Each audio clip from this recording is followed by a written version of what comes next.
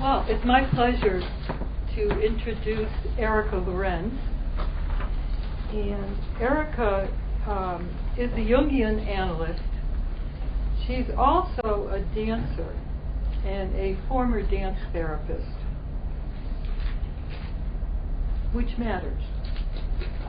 Presently, she is a training analyst at the Jung Institute of Boston, and she sits on their training board. Now, over the past 30 years, Erica has lectured and taught in the USA and Canada. She has what some people have, that kind of fountain of youth. So for all the wisdom and life experience, you don't feel this is a very wise, aged person. No, but you know what I'm saying. She's fountain, young, eternal. So I bring this up because I often say to her, she's kind of humble, low-keyed, and she doesn't really let people know how much she knows. So I'm saying this for her. Presently, she is president of our very own Jung Association of Western Massachusetts, and we're really blessed. She's a resource. She has a private practice here in Northampton. I think she's just been here for 3 years now. So again, a resource to this community that we have some very experienced Jungians, because if any of you have followed the Jung Association, the old guard is now in their 80s and are retiring and passing on this work to the younger 70, 60-year-olds.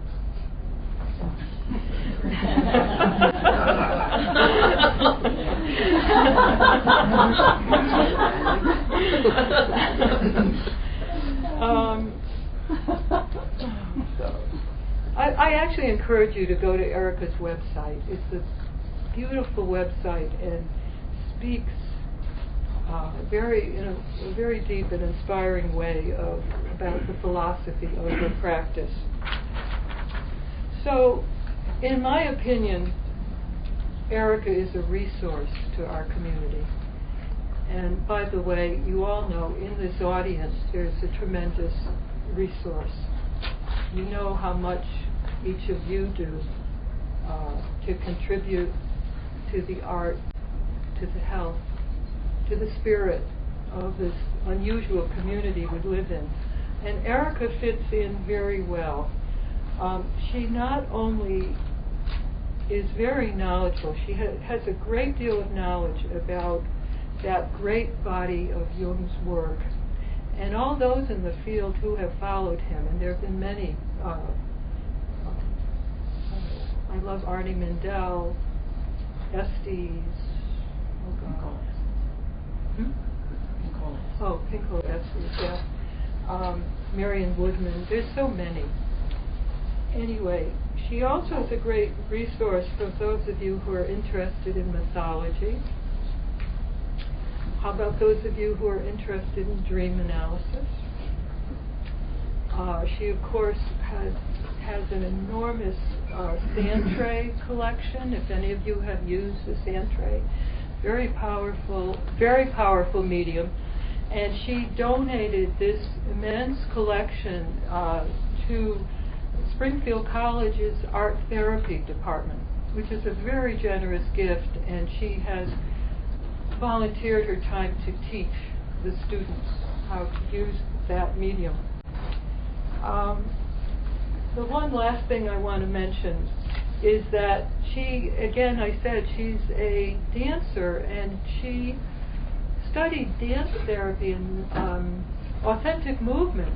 She was a dance therapist. She studied authentic movement in 1975 with Janet Adler, if any of you do authentic movement.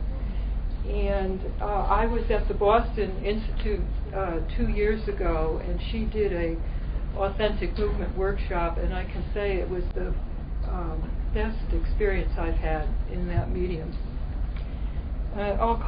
also, of course, she works with active imagination, and I hope we'll get her to do a workshop in the spring.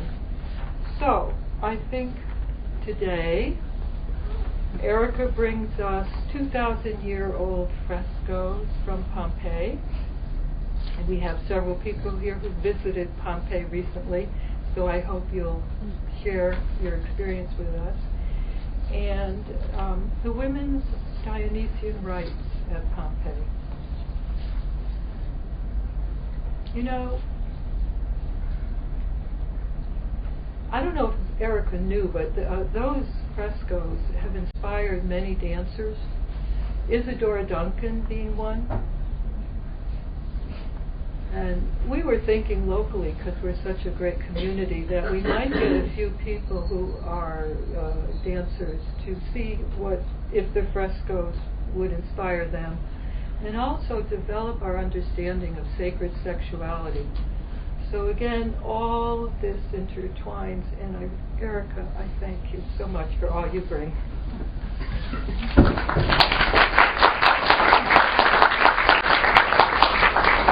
Well, good afternoon. Welcome. I'm in a sacrificial mood today. I cut myself twice on my left hand. Anybody want to tell me what that means? How many people have been to Pompeii? How many people have seen the Villa of Mysteries in Pompeii? Aha, they're hidden, aren't they? You don't know where they are. How did you find them? Did you know they were there? We just wandered off. How many people wandered? You wandered off? The regular ruin was on strike. Oh, you ended up at the Villa of Mysteries. That's good. Okay. Interestingly enough, this is Pompeii, the ruins of Vesuvius. Interestingly enough, after they rediscovered Pompeii and uncovered it, they moved all the precious art to a museum somewhere near. But they did not remove the frescoes of the Villa of Mysteries, interestingly enough. We can all understand why. Nor did they remove the beautiful little frescoes in the whorehouse, which is a wonderful. I actually have, I think the whorehouse is over there for you to look at. And just for your interest. And I brought back from Pompeii the slides that I'm going to show you, but also these wonderful plaques of the frescoes themselves that go over my bed. So those were I got. Okay. My glasses. I also, this is one of my favorite bibliographies that I've made up, if you're interested. Most of them are spiritual autobiographies of modern people, because we have a lot of spiritual autobiographies of ancient and well-known Teresa of Avila, Buddhist, blah, blah, blah. But I've been very interested in modern people's spiritual journeys. And these are ones that I feel like are very earthy and grounded and very interesting. So most of them are that. Okay. What I'd like is I'd like a dialogue. I don't like to just stand up here and talk at you. So if you can't see the screen, I suggest you move over, because there's a lot of detail I'm going to go into.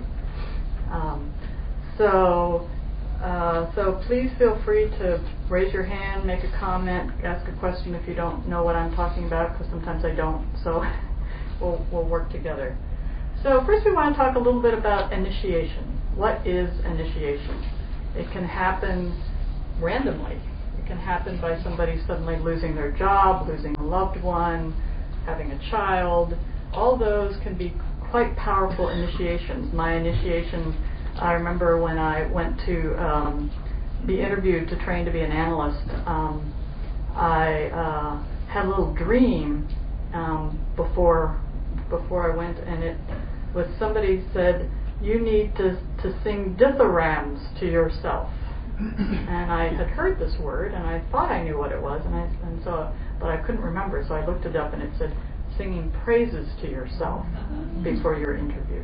And that was quite an initiatory process as I listened to Paul Winter's, the one that has all the Russian music, as I was driving across Texas to get to my interview. So that was quite an initiatory.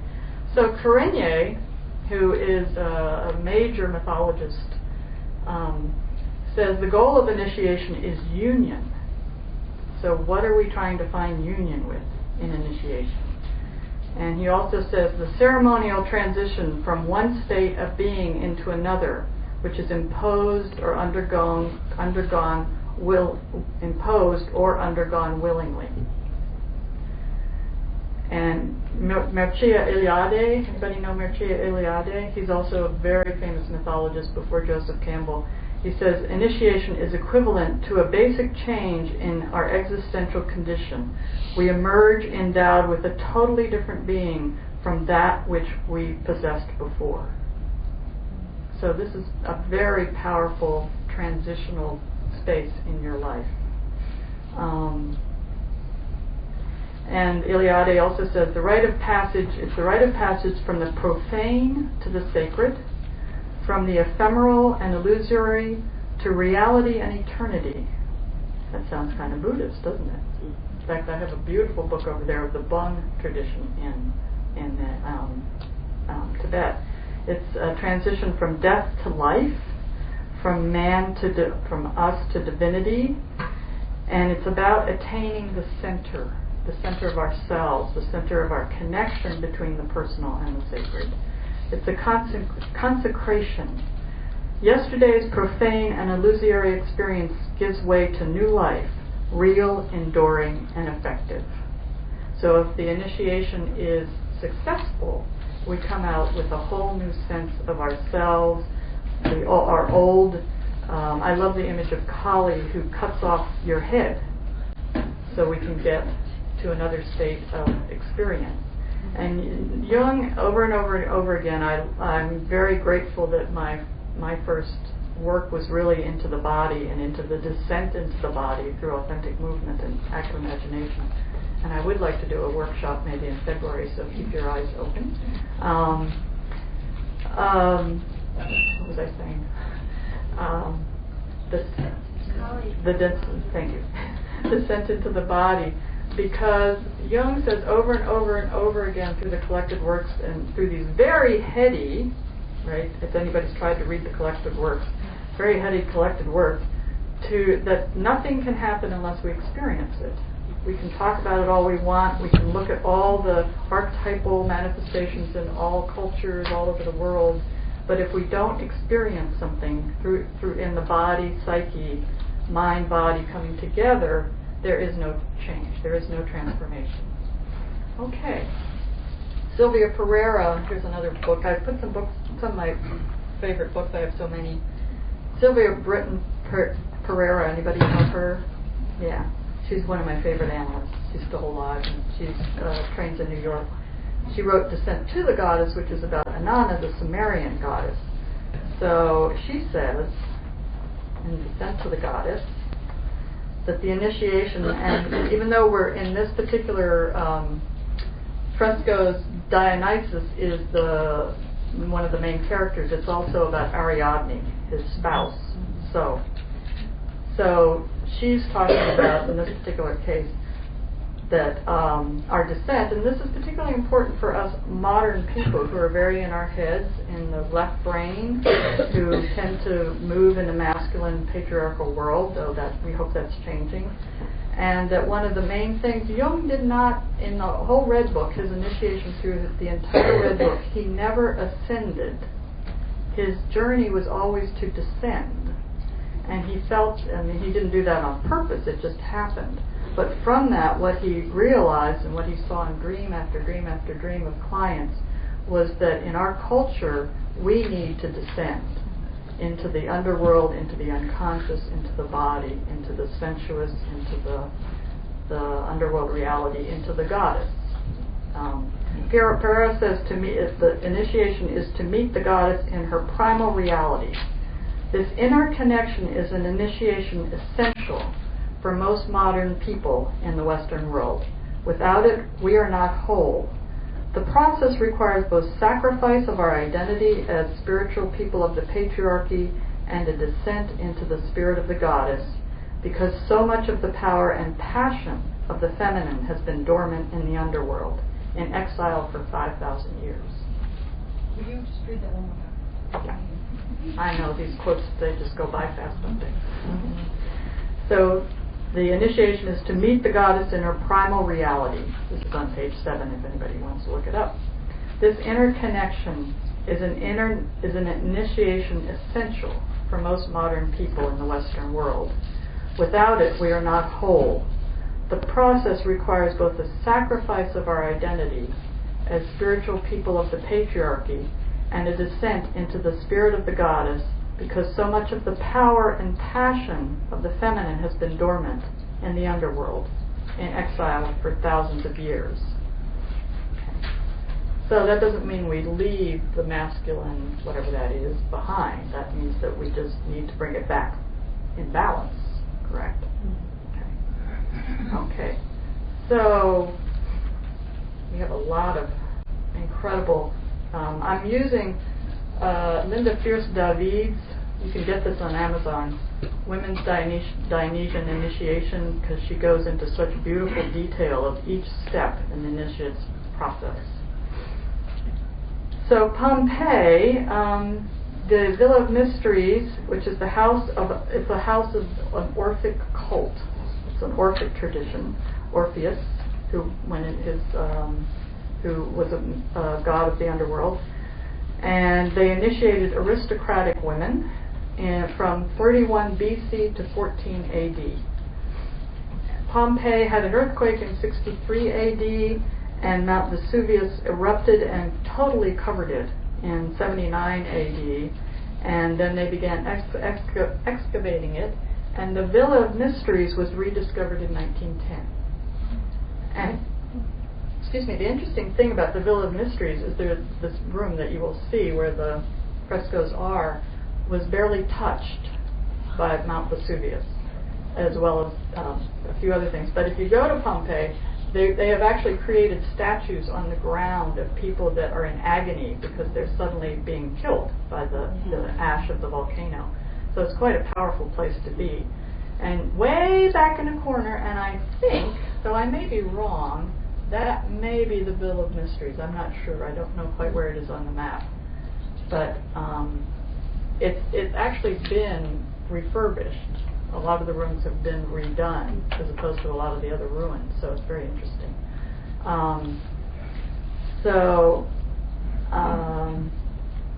the Villa of Mysteries, you'll see there is one part of the Villa of Mysteries, the frescoes, that did get damaged, which is the inner sanctum where Dionysus and Ariadne are, which I think is very interesting. You cannot see them.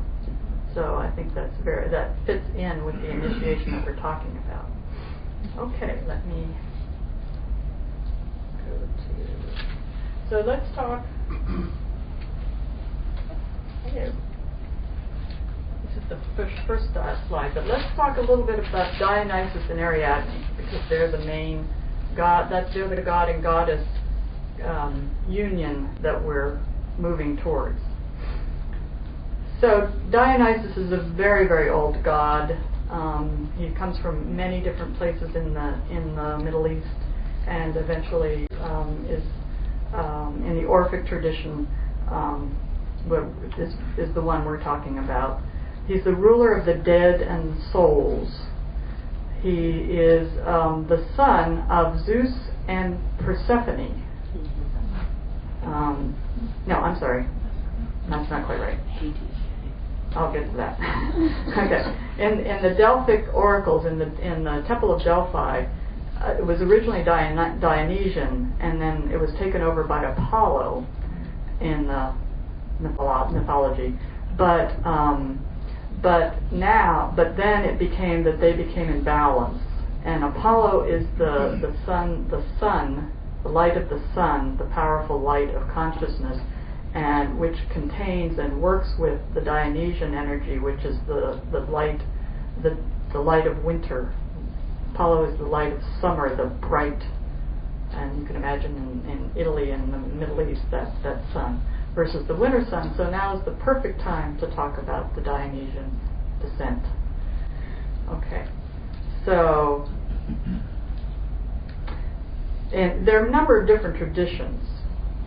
These mythologies move around depending on the area and stuff about who begat who and who did what and all these things. So he is the huntsman, and he hunted wild creatures. He is about madness and delivers us from delusion. He dismembers and we are reborn.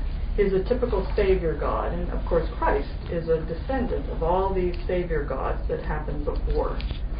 Okay, so in the Orphic tradition, actually, he is the son of Zeus in the form of a snake and Persephone. There are other things.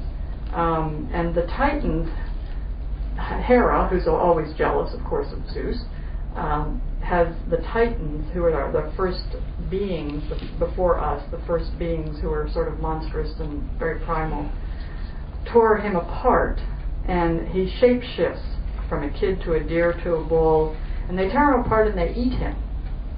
And Athena saves his heart. Good old Athena. She's always there saving somebody. And Zeus kills the Titans with a lightning bolt, and they become ashes, and we come from the ashes of the Titans. So we have the spark of Dionysus in us, because we have that piece from the Titans, which is the primal energy, and then the spark of the dark midnight sun, the divine energy. And Zeus is hidden in, Zeus hides Dionysus in his thigh, and then he delivers him from his thigh, and he puts him in Semele, a god. She's part goddess, part human, so she's a human divine figure, and she births him. He puts it first. He's in Zeus's thigh, and then Semele takes him and gives him and births him. So Semele. Okay. So let's see. So Otto says Dionysus is the divine being, basic nature, is madness, and inherent in the world itself, not deranged. Not a disease. That's the kind of madness we're talking about, the passion, the fire, the inner fire. Dionysus is companion to his most perfect health. Life, when it overflows and goes mad in its most profoundest passion, is intensely associated with death. It is life. And if we think of Vesuvius, that's an image of life gone to its extreme fiery nature, its passion. He's the creative principle, and he shines from the depths. He's the unexpected. He overtakes us. He's a little bit like Hermes. Hermes is more the trickster. Dionysus is more of a grave figure. But they both are very irrational and erratic, and you never know when you're going to get hit by Dionysus. Eventually he wasn't originally, but eventually he did become god of the wine, and the wine is that blood, that representation of the blood in us. He's the shuddering, he's the irrational emotional events that well up. He's a light from the earth, and his heart is always alive. Athena saves his heart, remember?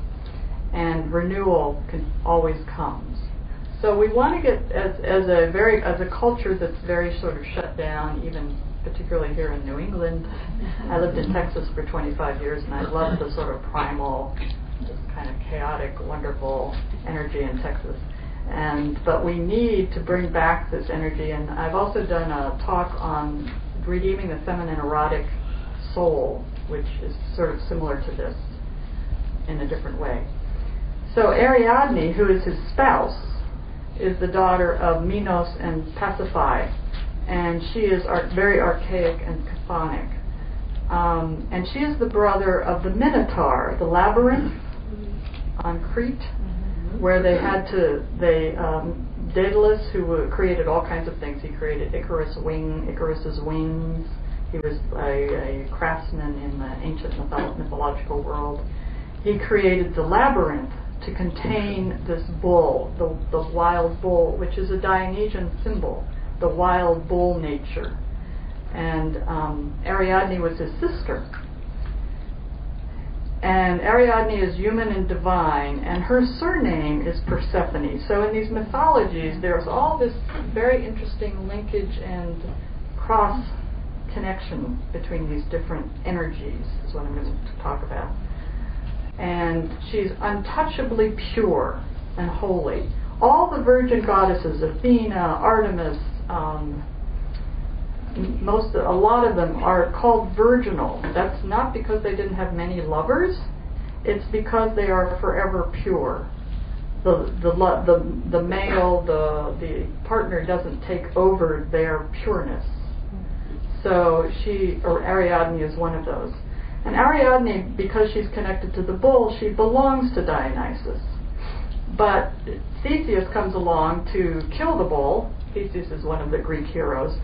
And she falls in love with him, of course, and she helps him get out of the labyrinth. He doesn't know how to get out of the labyrinth. He would get stuck in the labyrinth. She helps him to get in, and he kills the bull, Minotaur, and she comes out, and she follows him.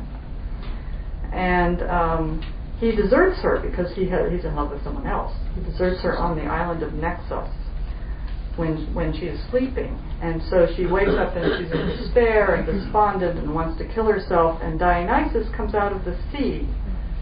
And he consummates his marriage with Ariadne, and Ariadne, she wants to die, so she thinks that Dionysus is the god of death, which he is, and so she thinks that she's dying, but in that union she is resurrected. So there's all this dying and resurrection that is in every initiation in the world. That's a major piece of it. Yes? It's interesting that when the Greeks went to Egypt and they interpreted their different religion according to their religious mores, they called Osiris Dionysus. Yeah, there are all these links. I mean, they're archetypal. This is the archetype, right? Because the same energies come up in different forms. Yeah. Good. Okay. So she's resurrected by the Hieros Gamos. And Ariadne is very clearly visible. And Ariadne, in her despair, has lost contact with the light in the earth. The light in the earth. That's a key to this initiation. And the creative fire of our emotions. And she has repressed her soul. So, and when Dionysus comes from the sea, he's the light of the underworld, he's the light of the sea, he changes from a bull to a wine god on Naxos. So that's when he becomes a wine god. Okay, let's go to the frescoes.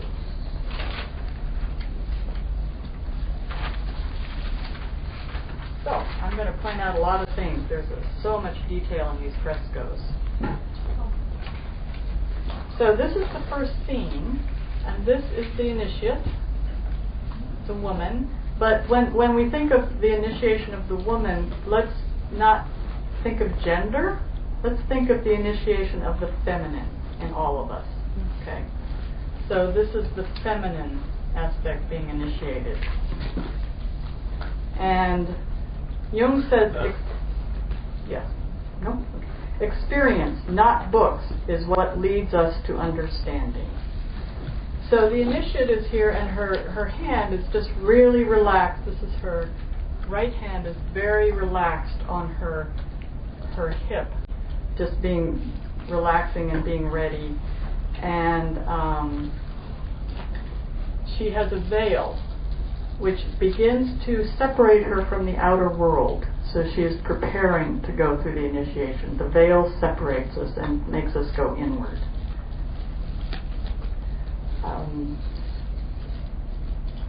She is crowned with myrtle. Well, over here she's crowned with myrtle, sorry. Wait, okay. She is dressed as a Roman matron. And here, the little boy who, in some other understanding of the initiation, somebody thought the little boy is the one who's being initiated. He has the boots of Dionysus, and he's reading the rites. He's reading the initiation rites. And he's very anxious. He's very anxiously reading them. And this is the priestess who's going to oversee the initiation. She's holding the scroll of the rites in her hand. And the initiate lifts the cloak from her breast, from her left breast, which is her heart, which is that part of her which is going to be fully initiated, is our heart. And she does not speak. She is silent. The initiation is not about words, it's about silence.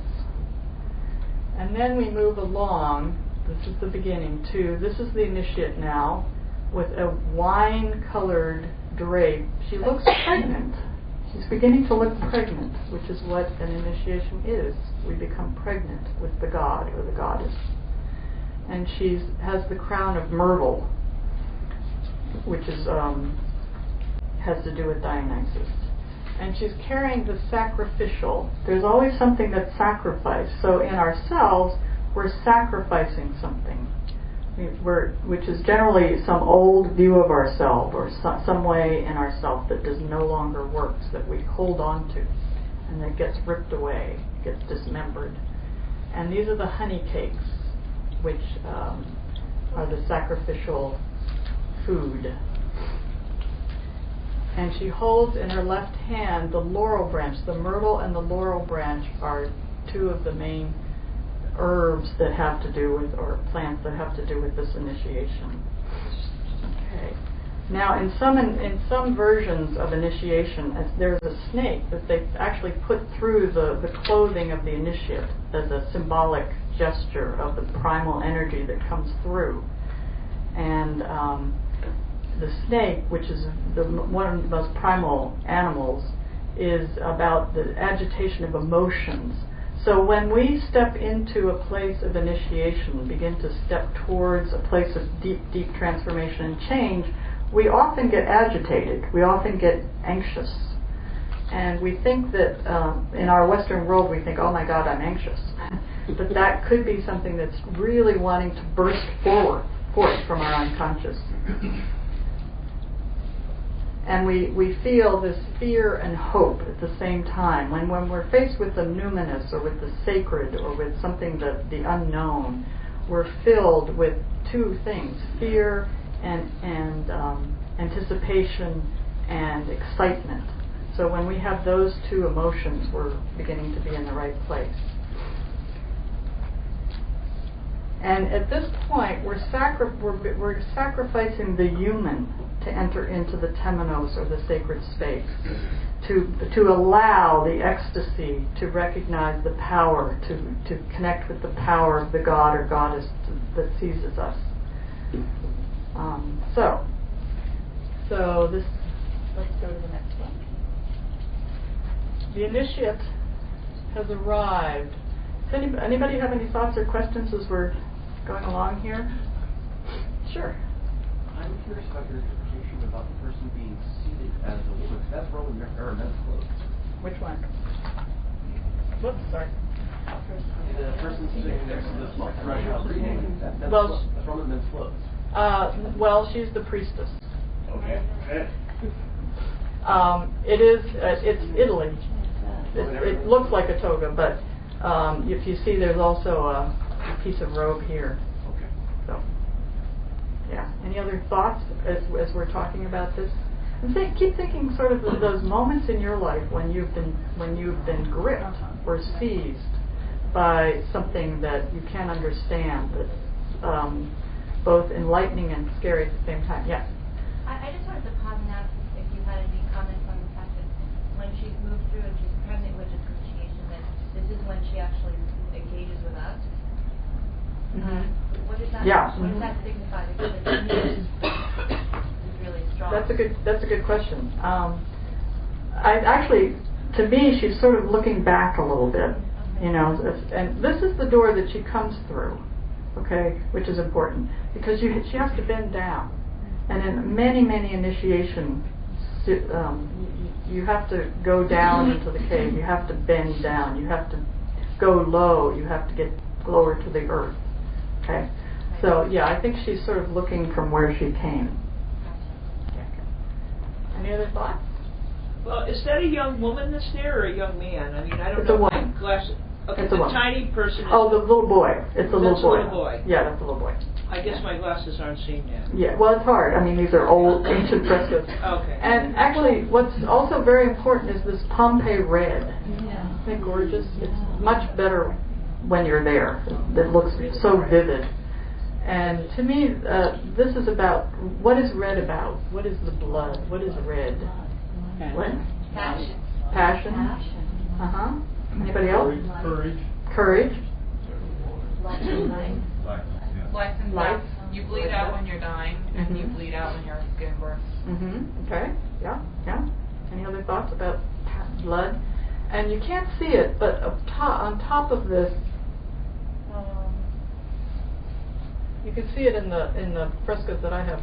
On top of this, there's a what's called a meander. It's a little bit. It's a winding. This border, kind of winding. That's the way the initiation goes. It's not straightforward for everybody. It's very important. An initiation, no matter what the ritual is, it has to be unique. You can't just copy somebody else. You go into the ritual and you discover what you need to discover in the way you need to discover it.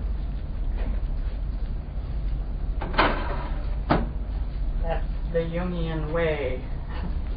Okay, so here our woman has arrived at the altar table with her cakes, and the ritual begins to be underway. The priestess, this is a priestess that's overseeing this particular step, is elevated on this block, so she's higher now. She also has the crown of myrtle right there. And she holds laurel over the bath. The laurel this is the holy water that is blessing the laurel, and then she puts it in the basket. And this is another younger priestess who's doing the rite of the holy water. Now Dionysus is a god of water, actually, god of water and fire. So that's an interesting combination, isn't it? We'll get to that a little later.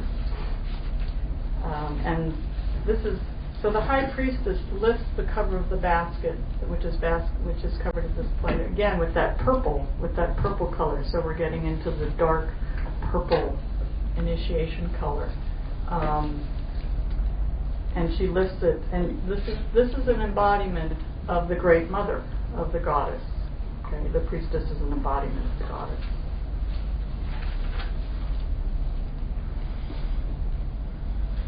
And the snake that we mentioned before, of course, is also the light hidden in the Great Mother. The light hidden in nature. That's what we're looking for, is the light hidden, not the solar light, not the light of the celestial light.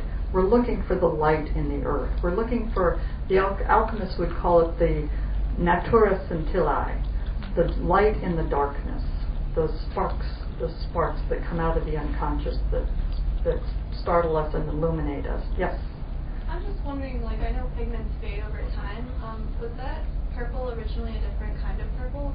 Or was it that orchid color? Well, I can't tell you that because I wasn't there, but I imagine the whole thing has faded over time, but it was definitely purple. Yeah, because that's an important color. That would be sending your kid to college where it would cost us that road. Yeah. Mm-hmm. Yeah, that's a good point. It's also a color of royalty in most mythology. Yeah. In the West. Okay. Yeah, in the West. Yeah. Go ahead. Things were more blue in the past fresco, and now they're more purple. Is that? Well, I think this is purple, but it's been. That's just time fading. Yeah, I think that's time. Yeah. You're moving forward. Things are deepening. Right. True. Mm-hmm. Okay. So the cake, which is edible,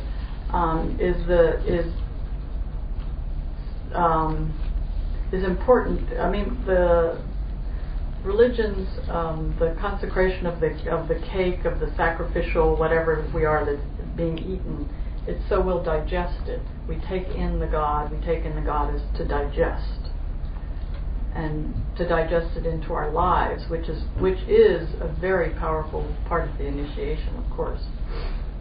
Okay. So the thing that we have to remember in these initiations is it's a very slow process. Nobody really knows exactly what happened in this initiation, exactly what happened to the initiate, or how long it took for them to go through, or how they prepared for it. When I was there's a hall on the other side of this wall that then there's a very small room, and it's sort of, people think that that's where the initiate stayed solitary for a period of time before they went through the initiation themselves. So the silence and the solitariness is a very important part of this. Let me go forward for a minute.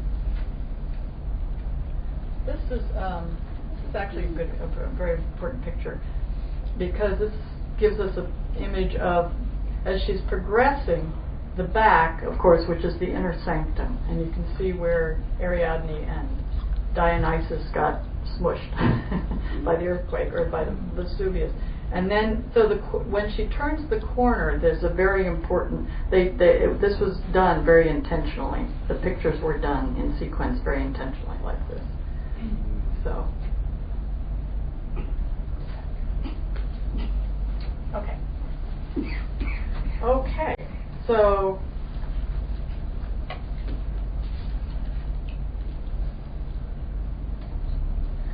here we have, so she's moving along to the consecration of the sacrificial food, and then the next piece we begin to see Silenus with his lyre. And this goes back, of course, to Orpheus, who calls the beings from the dead, and music is the music of the spheres, the Pythagoras, and the music of our unconscious and the emotion. And so Silenus is the good shepherd. He's the teacher of Dionysus. He's a later version of Pan, who is the nature god. He now is the priestly, as you see, he has the purple robe that's just partly on him. He is the priest part of this initiation. He's singing us into the initiation. And he's half naked, so that when you're half naked, you're open to the divine. So he's more and more, we're slowly moving towards the sacred temenos, the divine. And he's originally a fountain spirit with wisdom. He's a mediator, and he's the feminine. He's a very feminine aspect. If you see, he's not muscular. He's very soft. He sort of has this nice big belly. He sort of reminds me of the Buddha, the Buddha who has the big belly, who has the, thank you, yeah.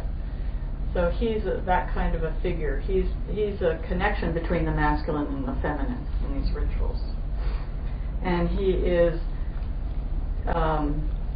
connected to the medicine man, and he's the readiness to receive, and he's the embodiment of the Tao. I'm going to read you a little piece of the Tao here. This is the 35th verse of the Tao Te Ching, Richard Wilhelm, and it's called The Life of Love. Whoever holds fast the great archetype, to him the world comes. It comes and is not wounded, in peace, in equality, and in bliss, music and enticement. Indeed, they make the wanderer pause upon his way.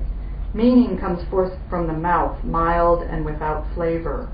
Thou glancest at him and seest nothing remarkable.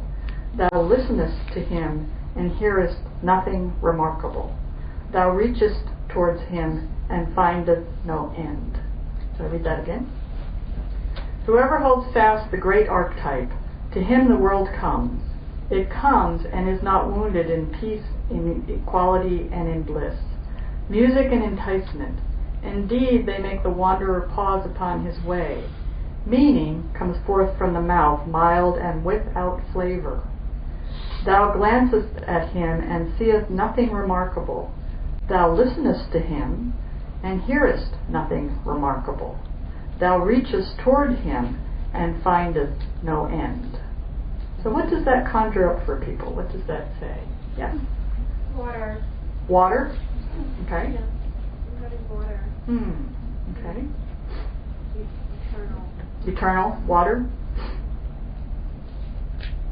Isn't it interesting that as we begin to go into the right, we begin to discover nothing remarkable? Nothing. Yeah. No, emptiness.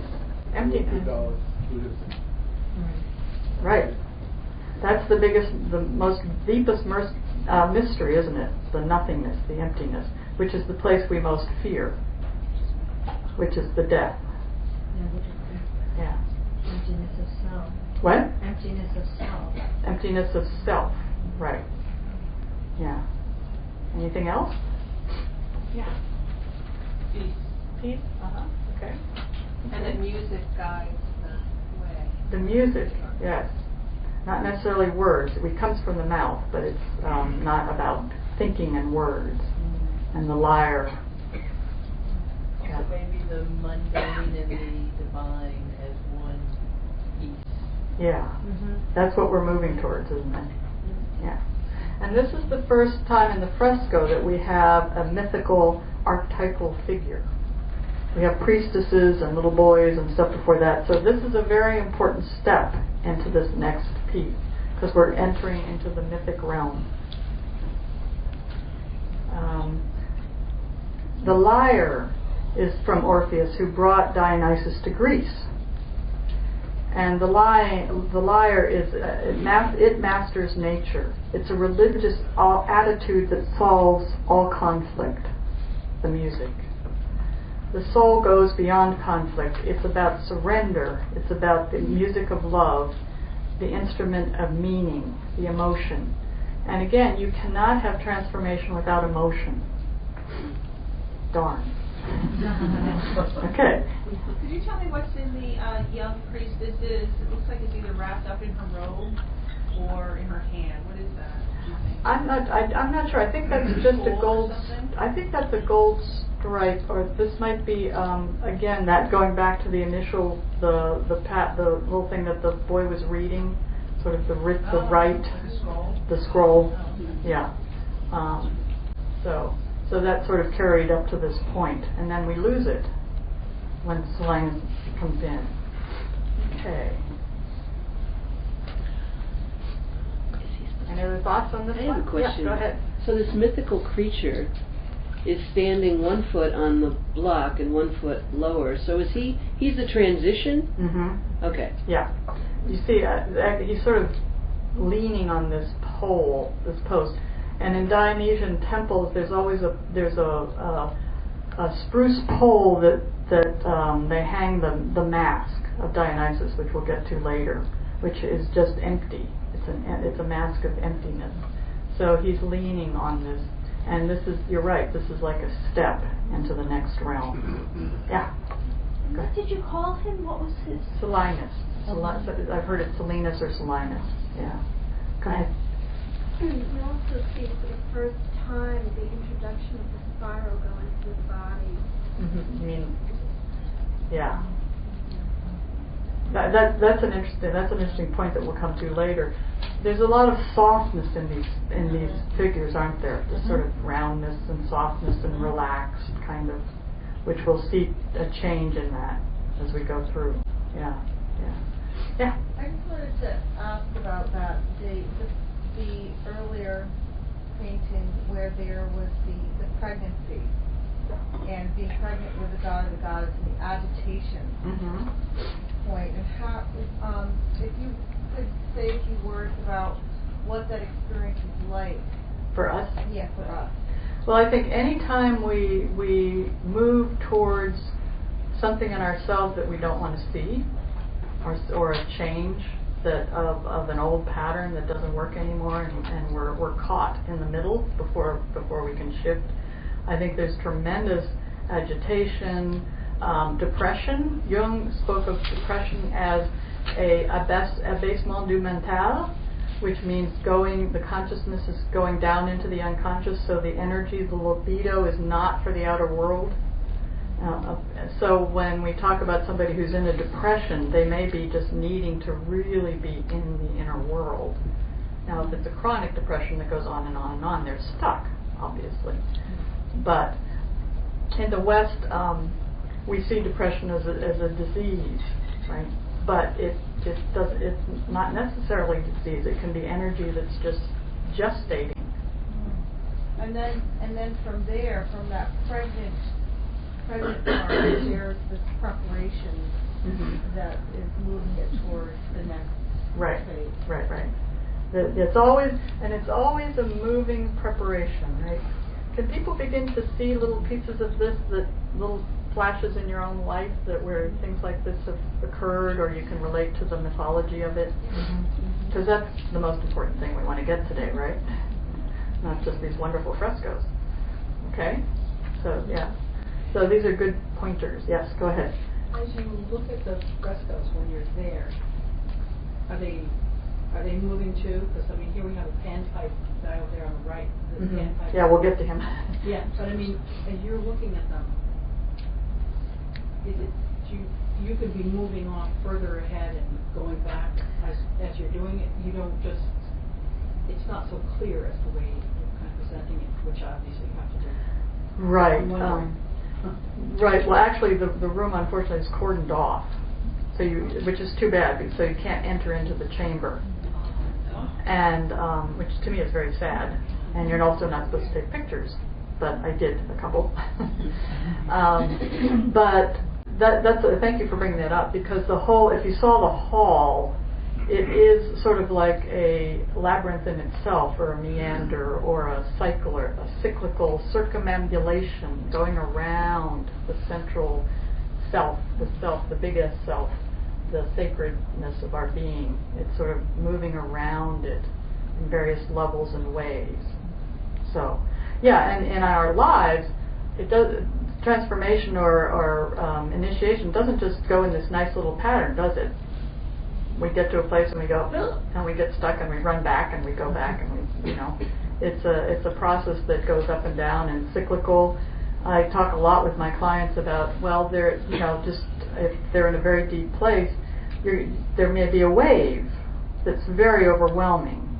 So it's a wave. So I use that image a lot, which is very Dionysian, the wave, or the flow of the lava. I had a client years and years ago, and I have permission to speak if I bring up any clinical thing, who had a very powerful connection to volcanoes, and she was very fiery and she was alcoholic, but she was a recovering alcoholic when I worked with her, and she would have these eruptions that she felt of emotion, and she had to learn how to work with that passion and the fire in herself, the fiery nature.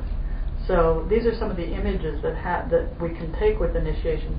Can anybody think of an image from nature that really speaks to you about some initiatory or some process that you've been through that moves you along, or that brings some energy up for you? Phoenix. A phoenix. Okay. Being buffeted by waves last week. That would have been cold. Well, it depends on where you are. Okay. Okay. Yeah. Anybody? Because that's what we're looking for. This is all around us, really, truly. The world is a temenos. Yeah. Watching things melt in a fire. Watching things melt in a fire. Just watching a fire. Just sitting there meditating and watching the fire. Yeah. 2 years ago, in January, cold grief, and then in February there was like a deep cold and then a really fast warm, and if you walked along the Mill River here, there were huge sheets of ice that were just thrown off like in the night because of the flood of water that came. So like that sudden going along, the quiet, the grief, the underneath, and then all of a sudden like an eruption of water. Right. And last year too, I remember in March, I think it was, we had that. Suddenly it warmed up. There was ice, snow. Suddenly we had that whole 3 days of rain. Yeah. And everything just, it was amazing. I have a friend who had an icicle this big from his roof to the ground, and when that happened, his basement flooded, of course, and that's sort of what an initiation like. Our basements get flooded. Okay, all right. So let's move. Hello. Turn off your cell phones, please. Okay, so this is unfortunately this slide doesn't clearly show this Linus, and then these are the children. This is what we become. This is what we need to become as we move through the initiation. The initiate, we're gonna not look at this. Okay, this is the next thing, so we're gonna pretend she isn't there right now. We're just gonna look at the Linus, which is over here, and these fawns, and this is a goat. Where's his head? He's looking out at us. There's a goat. One is feeding, and then there's another one in here. So right here. He's looking out right at us, and he's playing the pipes, and he's feeding the goat. And this is the place that we regress to. We get back to the childhood, the child place. We have to be as children to enter the kingdom of heaven. We have to allow that natural innocence, that curiosity, that freshness, that vulnerability to be there in order for us to stop thinking about it and get into it. I'm also guessing animal nature because it's not human anymore. Right, exactly. The animal nature, which is our animal body. I talk a lot about the animal body.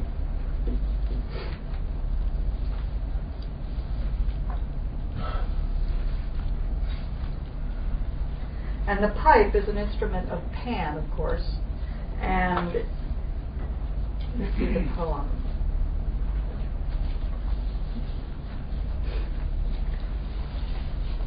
And there's an Orphic hymn. It says, "Friends of souls inspired by the God, enraptured one, living in caverns, thou playest the harmony of the world with jesting song of the flute, tending the race of men over the immeasurable earth." So that's the pipe. So anybody have any feelings about, as we shift from the place of the human into the mythical and the place of the animal nature? Anybody have any sort of feelings of what that feels like, a moment in your life when you shifted into that total innocence and ability to just be childlike? Like, it feels to me like almost total ecstasy, because you've got the music is playing, it could be going faster and faster, you've got the animals there, our animal nature, and so you're into the subconscious, you're into the body, so what's next? So this is a very quiet scene, isn't it? Ecstasy is a little intense. So it's sort of a quieting, sort of a going into that animal, gentle goats and kids and children. It's kind of a more quiet than the true ecstasy that we're going to get to. It's a petting zoo. What? It's a petting zoo. A petting zoo. Okay. Yeah, go ahead. And I feel that kind of peacefulness when I'm with my dog and my cat, and they're in this place of connection, or what I perceive as connection with everything. It's not narrowed down to the human realm or to the mental realm. It's this inclusiveness that they let me in on. And so that's where I go. So there's an innocence that I get inducted into. Right. Sharing that time. Right. Yeah. I keep telling my friends that my cat is my meditation teacher. I just watch her. I watch her watching the birds. She's totally present. She's totally intent. She's totally focused, but she's totally there. She's not anywhere else. So that's sort of the intention that we need to get to, this sort of singular present day, not past, not future, just here I am. Right? Yeah, Laura. I think too is times when an audience is anticipating, there's this quiet before performance begins, people that are coming down into a neutral place of innocent openness to something that has been anticipated. Yeah. changing. Yeah, and also as a performer, you know, there's this energy that starts to happen, but you get this real focused place. Right? My father, one of the most beautiful things my father ever said to me was that if before a performance, he was an organist. Before a performance, if you didn't get some energy and get a little scared and get focused, you wouldn't have the focus. It wouldn't come through you. So yeah, go ahead. I don't know what comes later, but in more present Western initiations, like in psychotherapy or shadow work, you have to go through fear and anger and rage and grief. But this is so far so ephemeral and lyrical and sweet. And not that people don't find that place, but it's often we go through this. Don't worry, we'll get there. So I just want to go back for a second to finish that. It was interesting. So here the human, the little boy, the cakes, whoops, I went back too far. The women, we're setting it up. We're sort of setting up the therapy space in a way. And here we still have the human and the priestess, and then we begin to get into the mythical. We begin to get into that open mysteries. We begin to open ourselves, right? Yeah, go ahead. I was just thinking about the Tao quote you read, and also the getting rid of the words having less significance, and how that relates to this part where the animal comes in, because that kind of relationship beyond the words, right? That deeper kind of communication that doesn't, that words don't work anymore, they're irrelevant. Right. Yes. Very good. And but this is a very important step, isn't it? Because it's from the normal, mundane reality, everyday reality, into the mythic space, which it happens, we hope, in most therapy sessions. We sort of get into that meditative inner space, and the words can disappear. So here we're getting into the animal nature, and then we spill the water. Erica? Yeah. Go ahead, Carol. I just want to mention too the importance, I think, of touch.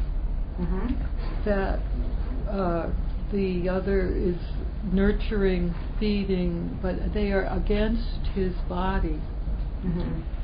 And I think particularly, I believe, in a lot of the Western culture, there's a taboo against touch. Touch has become sexualized, for commercial reasons.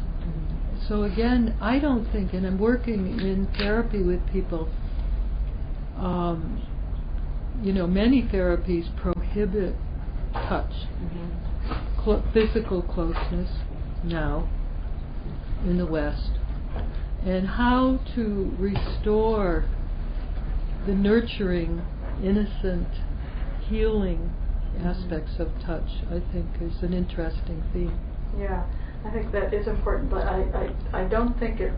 Yes, and touch is very important, and it also. I don't think they would have a problem with it. No. I mean, in their time, that's the natural thing there, and I just want to say there is. That's natural right there. And I think talking about touch, but also talking about touching your own, not literally necessarily, but possibly literally, of touching your own body, of coming into your own body and listening, whatever that is. And I think the clothing speaks something of the openness and the closedness and the veiledness and the dressed and the undressed and the animal body. Yeah. So when I did authentic movement for years and years and years, I remember one time I was very ill actually, and I went for a 5-day retreat, and Janet said, "Are you sure you should be here?" And I said, "This is exactly where I should be." And I curled up, not in the middle of the room, but sort of in the middle of the room of 18 movers. Nobody touched me for 5 days. Everybody had their eyes closed pretty much. Nobody touched me for 5 days. And I felt the most healing sleep. And what I felt was that I was in a burrow. I was held in a burrow under the ground. And all I was curled up on the floor, resting and sleeping and resting and sleeping. And I came out of that in a lot of ways having turned a corner in walking pneumonia. Is what I had.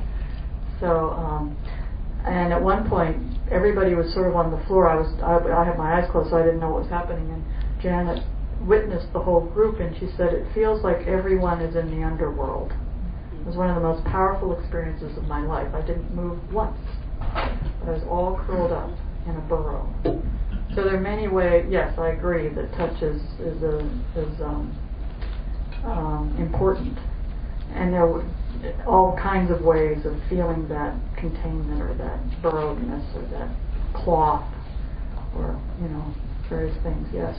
So the body is what we're talking about. Okay. Let's see. Where am I?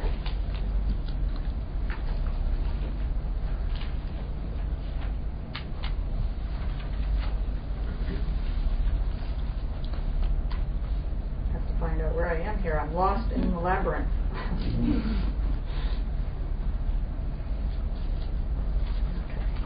Down here somewhere.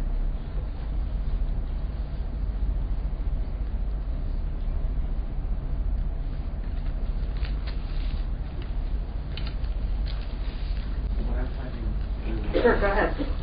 really amazing is looking at this technically. Because of the technique they use to make those kind of frescoes that have to be painted all at once while the plaster was back. Yet you do that all at once. You can use ways of delaying the fresco, though. You can actually add wetness to help it stay longer. Okay. Okay, good.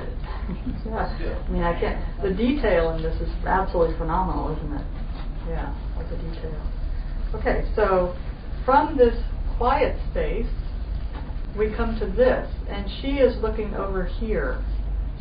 This is the corner. This is into the inner. This is Dionysus right here, and Ariadne. So there's a corner to be turned, which is the corner that we turn in this kind of initiation. When we're facing, as you were saying, that's when it gets emotional. That's when the intensity, like the alembic in alchemy, it gets heated up. Okay, and so this suddenly she's back in human form, so she's present. But what's she doing? She's stepping back. She's going, uh-oh.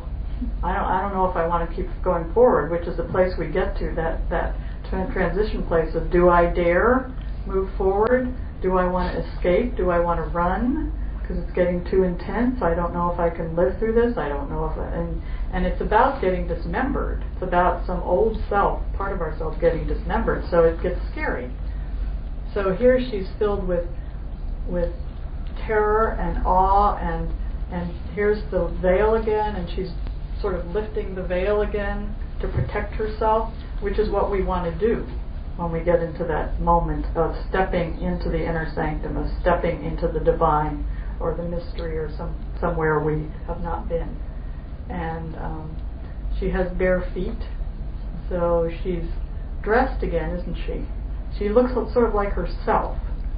She's not pregnant, but she's looking over here. And this is also, the cloak is dark here.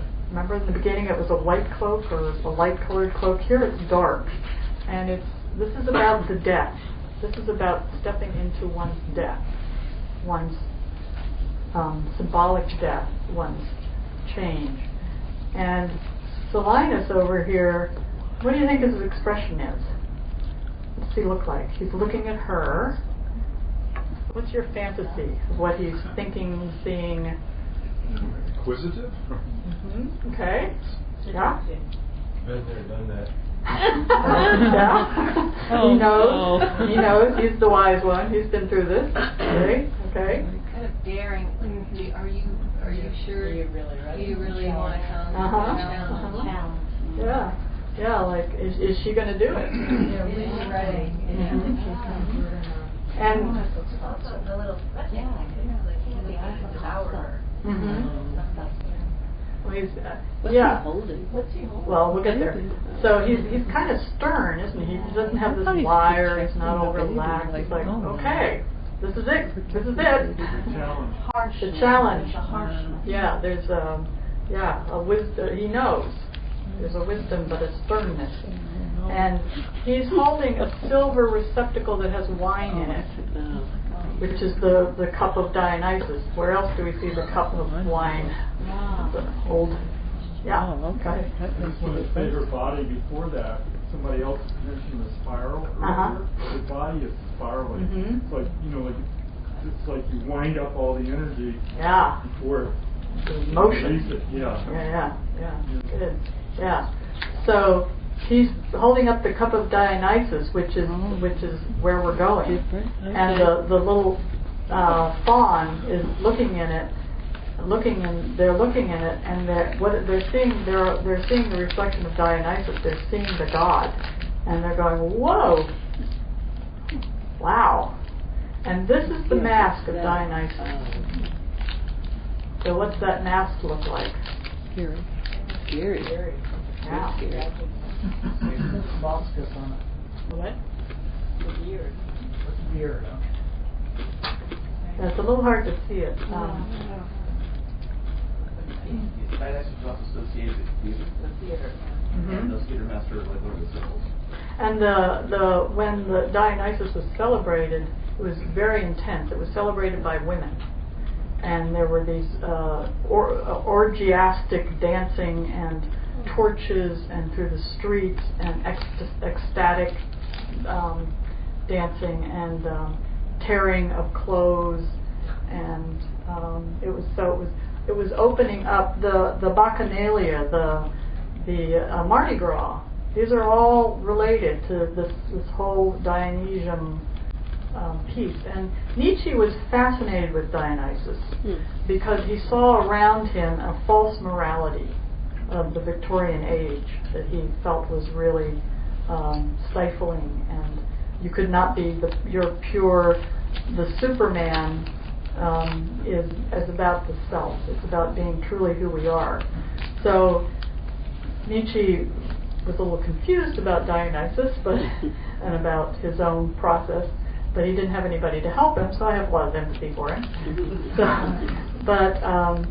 He was very interested in Dionysus and the ecstasy and the abundance and the voluptuousness and the sexuality.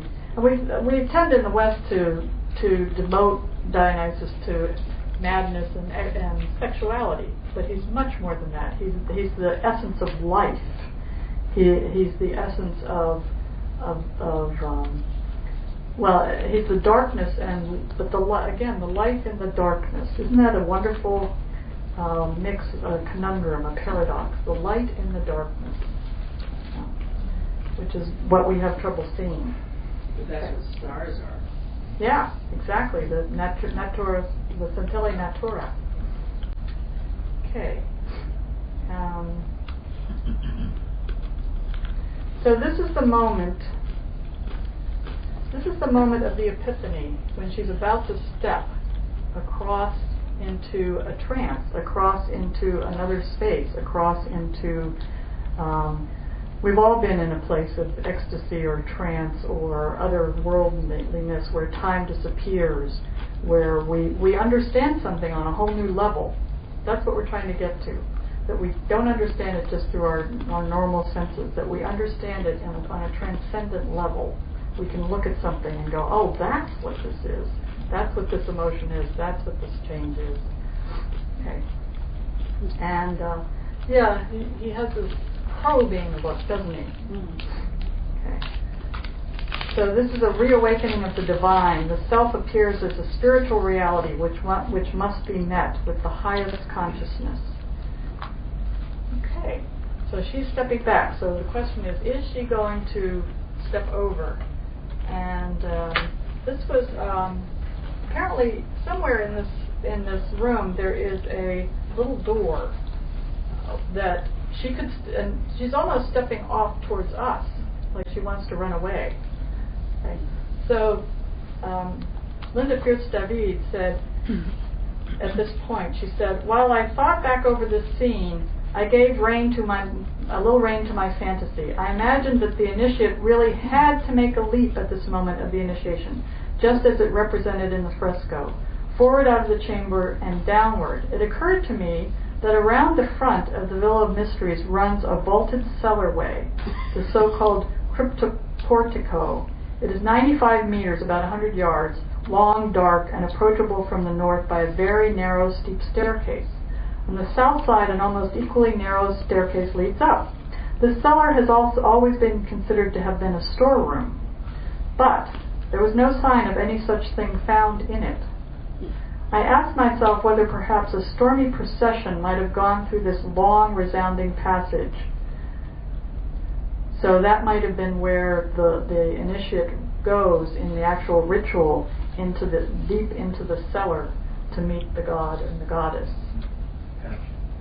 Another comment, just Sure. to have the frescoes that are so full of color because they weren't damaged, reminds you of how much sensuality there is of all the senses that doesn't translate through to modern times. Right. Just like you said, this procession, I can just imagine if it was a dark chamber and there was drumming or there was sound. You have all those senses engaged. Yes, yes, yes. And here is the meander. That's the way all of our initiations go. We would love it to just go, you go up and you take mass, or you go up and you do something and fall over. Nope. Good. Okay, thank you. Okay, now I wish I could zoom in a little bit, but I don't think I can here. I'm going to try because I'll mess it up. So we step across, and maybe she goes under. So here we find the part of the fresco that's been damaged, which I think is very curious. And this is Dionysus, who's just relaxed, hanging out. This is Ariadne. You can't see her up, but she's elevated. Okay, she's actually, I think, one of the main pieces in this centerpiece here. She's the great goddess. She's the one who's elevated. She's the one who's sitting there alert, and he's leaning against her. He's leaning into the feminine. And this is the thyrsus. This is a hollow reed with a spruce coming out of it, and it represents the inner fire. That's what we're looking for, is our inner fire, the ecstatic place of our inner fire. And again, he's half clothed, so he's in the divine space. And he has sandals on, which is Dionysus is usually associated with a particular kind of boot, but in this place, in this fresco, he has just sandals on, which speaks to that, and he only has one sandal on, which speaks to the earthiness, his earthiness. Yeah. Is there more to say about the mask at this point? Okay, yeah, let's go back to the mask. Thank you. There. You want to say something about the mask? Do you want me to say something about it? Yeah. Well, what is the expression on the mask? Let's play with that. It's pretty intense, isn't it? Fierce. Yeah, it Fierce. looks like something that has been scared witless, like out of its, the most. Or somebody that's trying to do that to the initiate. Yeah, this is Dionysus. So, I don't think he's been scared witless, but I would be scared witless, maybe. It's really demonic. That's kind of demonic, isn't it? That underworld aspect. Fear. That's one of the masks, is how satyrs were portrayed in the theater. So when you had people who were doing the comedies, they wear these goofy demon masks, horned demon masks, and they would do basically slapstick shtick in between acts or as part of the acts. Yeah, in all Greek, and I'm not sure about Italian at this point, but the mask was the main part of the drama. The actors all wore masks, and they were all men too. And so masks were very important. And we think of the mask as a persona in Jungian psychology. The persona is a mask, but this is a deeper mask. This is a mask, and behind it, it's empty. Holly a little bit, that sort of devouring know, whether it be fear or passion or sort of debauched, hallucinatory state that sort of is a little mad. Yeah. Yeah. At arm's length. Looks like he's holding up That's the severed arm's head. length. Yeah, he's showing the mask, and actually the mask is what's reflected in here. Oh. Forgot about that. The mask is what they see and hear, and these guys are going, whoa. Wow. So, and this is the cirrus, the spruce at the end of it, which is the staff of Dionysus. Who do the guys represent that are? Well, they're fawns, so they're nature spirits. Okay. Dionysus is always portrayed with them as followers. I wonder if that could be like a death mask. Yeah, because remember, Dionysus is the god of the underworld, and Ariadne is related to Persephone. They're seen as the same. So, yeah. It would be interesting. The mask is not the god. There's a reality behind the mask. That's the The god. mask that she now looks at before she crosses over. Right. To be afraid of her. Yes, to behind scare one, but it's behind not the the god itself. Yes, behind the mask it's emptiness.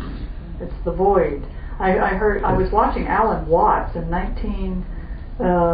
giving a talk at one of his first talks a couple days ago, and it was on the void. And he was talking about the void is not empty. I mean, it's empty. It is empty, but it's not empty. You know, it's very full. It's full and empty at the same time. It's the darkness, but it's the lightness. And the mystery is in the darkest of the dark where you see the light. That it's so dark that you see the light, which is very important. The whole paradox, the whole opposites are so important in Jungian psychology and in any initiation, because if you think of Zen Buddhism and the koan, what are the koans supposed to do? They're supposed to scramble your brain so you can't figure it out. Yeah. Is that one hand clapping? Yep. What does your face look like before you were born? You know, those are a little hard to think about. Okay. Yeah, go ahead. Was it a taboo or something to look directly at the mask? No one there is looking at it. That's a good point. That's not mentioned, but a lot of times that's the case. That you with what's her name? Medusa. Yeah, you can't look at her directly. I don't think that's the case in this because it's the mask. Because it's Dionysus is behind the mask. But yes, you can't look at. And remember where Medusa ended up? The Medusa head on Athena's shield. So there's the dark and the light, Athena and Medusa. Yeah, go ahead. We can't learn anything new unless we empty ourselves of preconception. Right. And I think that it also symbolizes that idea of learning something new. It's coming. Yes. But we have to empty first. Yeah, because we might not be open to it. It's thinking out of the box. We're in the box, and we can't get there by thinking in the box anymore. Right. Yeah. Good. Okay. The mask and the reflection of the mask are all derivative, I guess if that's the right word. It's not the God itself. It's sort of the representation or the symbol. Yeah. And the symbol is very important because the symbol points to that which is not knowable. It points to the unknown. If it's not a living symbol, it won't get you. Like I can walk into a church. I happen to love sacred spaces. I can walk into a church and I look at the cross. Nothing happens to me. It's a cross. But there are other symbols that I look at that resonate. So that's what we want. Is the symbol that resonates. Like this mask for me resonates in a way. The way he's holding it, though, it looks almost like he's pulled the mask off or something. Yeah, I don't think he's pulled it off, but he's holding the sacredness. He's holding the sacredness, yes. I'm just having this imagination of it nobody can see that mask there. That's Dionysus. You can't see the face of God. Right. But the guy's looking in the reflection in the water, in the wine. And that's the place where you get that interest. But it's like it is representing the terror, the astonishment, all of that is visible in this moment that is huge. Yes, it's huge. Just that's why she's just reacting. You know, and we get close to that edge. We always want to get to the edge, don't we? You know, because that's where the learning happens. That's where we can put our toe in and step back and put our toe in until we. And there are many small initiations in our life that help us to get ready for something big. So we learn. When I'm working with people, I'm always helping them to learn where is your edge. How do you cross the threshold? What keeps you safe? How do you get in it back and forth? So the more that happens, the more that they feel safe enough to just take the leap at some point and go to the deepest wounded, most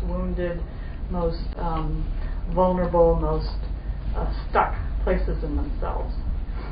But we hopefully therapy or sacred spaces or meditation or whatever container analysis it is helps to is the temenos is the container for that, and the person that's sitting with us or the person that's witnessing us helps us to learn how to relax into it and take that space even if we're very terrified. Right? So that's why working with the body I think is so important because if we aren't prepared on a physical, energetic, emotional level, we can't handle it. Right? Yeah. Okay. So here's Ariadne. So let's see.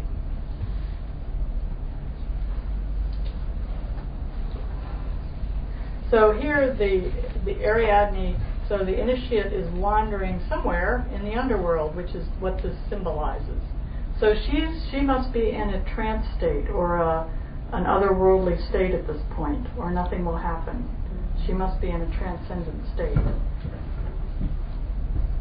And we see that there's no human on this panel, which is the inner sanctum, this panel, and this is leading into it.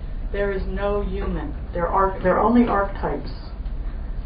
They're only the gods. And to face the archetype, we have to prepare for it. Let's think of some archetypes that are very powerful that we have faced perhaps in our own lives. Some symbolic connection that has really drawn us in to, and it keeps pulling us. It keeps beckoning us until we don't have a choice. We have to face whatever it is. The guru. What? The guru. The guru, yeah. The guru, we project that onto the guru, right? It's not really the guru, but we project all of our fantasies and imagination and desire and fear onto the guru. So that is a representation of it, yeah. Yeah, it's actually like Poseidon in a way because he's a god, but he's like a metamorphosis of half man, half whale. Kind of a thing. Yeah, you can look at any archetype, but I wanted any specific symbols that really have touched you in your life and taken you to another worldly place or to another transition. The dancer? Yeah. Okay. Yeah. I remember love to have this piece to show. In Cirque du Soleil, in their one of their first things, I had a video of it, which I show periodically. And there's a woman who does the rope. It was one of the first times I'd seen somebody who did, instead of trapeze, did these long red yards of material, and it just was spellbinding.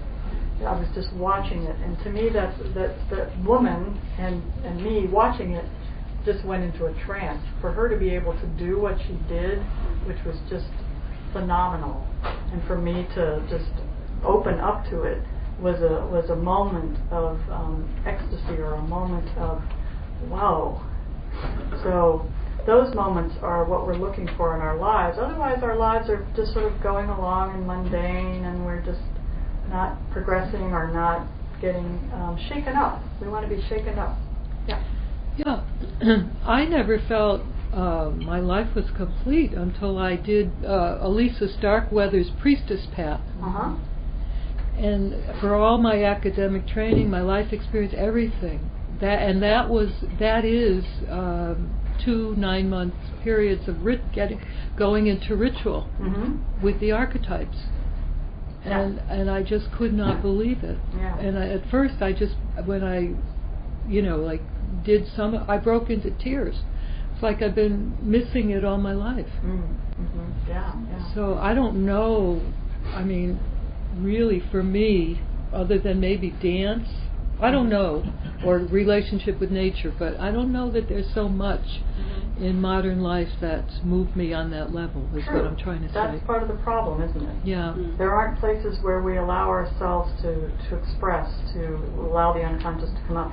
And Jung, of course, discovered, or didn't discover because it's not new, he bumped into active imagination, which is the process that's happening here with this woman, with whoever's doing this. It's a process of active imagination, which is different from a dream world or passive. It's that we're alert and we're conscious, but at the same time we're so deeply connected to the unconscious that we're in a state of moving through our the imaginal realm, which is where there's such richness and aliveness. And I work with a lot of people with the imaginal realm. If they can go into their fear and stay with their fear. I just had I've been working with a woman who has deep trauma, years and years of trauma, and really had nobody there as a child, nobody. And she keeps going into this place of demons, she calls it, where all the thoughts and all the, you should do this and you're terrible and it'll never get better and da-da-da-da-da-da. And we kept working with that and kept working for staying with the demons and staying with the demons in her body and her terror and her fear. And finally she began to be able to see the demons. And then one day, I'll never forget, she was working with the darkness, the demons, and suddenly they were all in a cauldron. They were all contained in a cauldron, which was a real a piece of a step for her. She didn't do it. It just, she was watching it and it happened. And that day she discovered a baby. She discovered the baby, her, the divine child, the baby, the potential. And the baby, we worked with the baby and the demons for a while, and one day she was able to connect with the baby, and and actually this was over the phone, so we were just connected energetically. And she connected with the baby, and as she held the baby for the first time, she was so filled with love. She said, I can't hold this, I can't let it in, it's too much. And she didn't know how to open her heart and her body to this new life in her. Then she was just in this wonderful, peaceful, open, innocent place. And we talked about this. And I said, this is your true self, this baby, before the trauma. This is where you need to find yourself, the baby. And the baby keeps coming and going and coming and going. But whenever she can. And it's not like it's a paradox is that she can't try to see the baby, and she can open herself up. The more she opens herself up and breathes and goes into her body, eventually the baby comes up in the imaginal realm, and the baby sits on her right shoulder, and then the demons are in a cauldron on her left. So. And she began to realize that, and the demons get her all the time, of course, they get us all, right? All those horrible thoughts and fears and stuff. And she began to realize that the demons were a very primitive part of herself that tried to protect her when she was young. And at one point she had an image of the demon monster bringing the baby into his big, billowy self, and the baby sort of disappearing, but the baby was swaddled and the baby was totally peaceful. And that's when she had an insight that the monsters were protecting the baby, and they didn't want to let her go. In Hawaiian Huna magic, your right side would be power, and your left hand would be self-knowledge. Okay. Yeah. So the baby would be in her power place, and the demons would, in the cauldron contained, would be the self-knowledge. Yeah. And for Jung or a lot of other traditions, the right side is the conscious side, and the left side is the unconscious side. So, yeah, same thing. Okay, so yeah, go ahead. I'm also just glad you brought up baby, because I was just going to say this feels to me so much like a birthing process, like a physical birthing process, all of these stages. Just because when we get to the last one that you were on, the fear, the intensity, the desire to just get out of there, but there's nowhere else to go. There's nowhere else to go. You've got to go straight through it. Right. That is, why else would you do it unless there's nowhere else to go? Right. So that's why I immediately felt like this is a birthing process. The first stages are kind of easy, and you're ecstatic, and you're excited and whatever. And you get to this point where it's just, you have to almost accept death in order to bring forth life. Absolutely. And remember, Dionysus and Ariadne are both related to the underworld, and Dionysus is the god of the dead. Right. So, and in all shamanic initiations, there's usually there's a shamanic illness, which often is also has to do with psychosis, but not the acute delusionary state. And this is in many traditions, and this is in this tradition too, that we get to our bones. The shaman generally often comes to a place where there is nothing but bones. Nothing. And that all the flesh is gone, all the reality is gone, but the bones stay with us, don't they? The bones are there after we die. The bones are the immutable part of ourselves. So it's a symbol of that place that is the base, is sort of the skeleton of ourselves. And the Day of the Dead in Mexico, all the skeletons, it reminds us of the immortal and the death of every life and of parts of ourselves. Okay, let's see. So now we get into an interesting place, which is even more interesting than what we've been. Whoops. There. Emptiness. But light. Emptiness but light, yes. The light in the darkness. Okay. What have we got? Whoops. Wait a minute. Huh? Uh-oh. Uh-oh. My slideshow just ended. Uh-oh. Can you tell us what those last two figures are? I can't see them very well. What are they over doing? Here? What do they represent? Well, that's what I'm trying to get to. Oh, okay. Can somebody go over and get the tech person for a minute? She's across the room. She's across the room. Sorry, I'm going to go back to the slideshow. Sorry about this.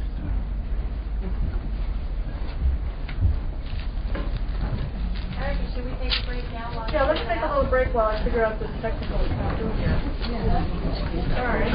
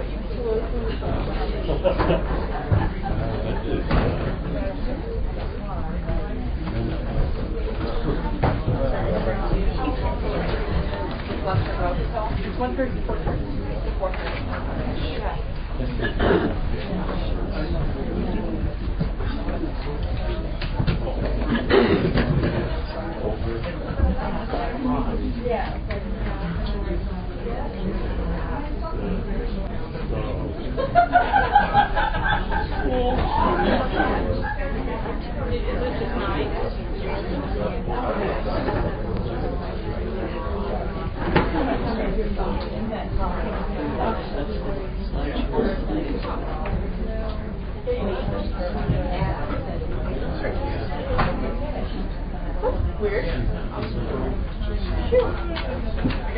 sure there's no explanation for why that's happening. Okay. Computer's for you.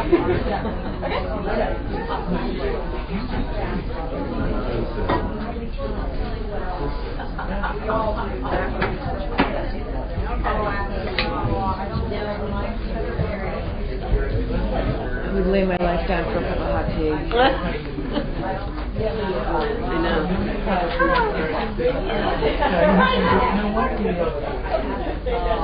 So, who is she? She's in New Mexico. Yeah? Yeah. She used to work for the mayor. Great. She's Spanish and she's coming out. How exciting. It's all exciting. It's everything.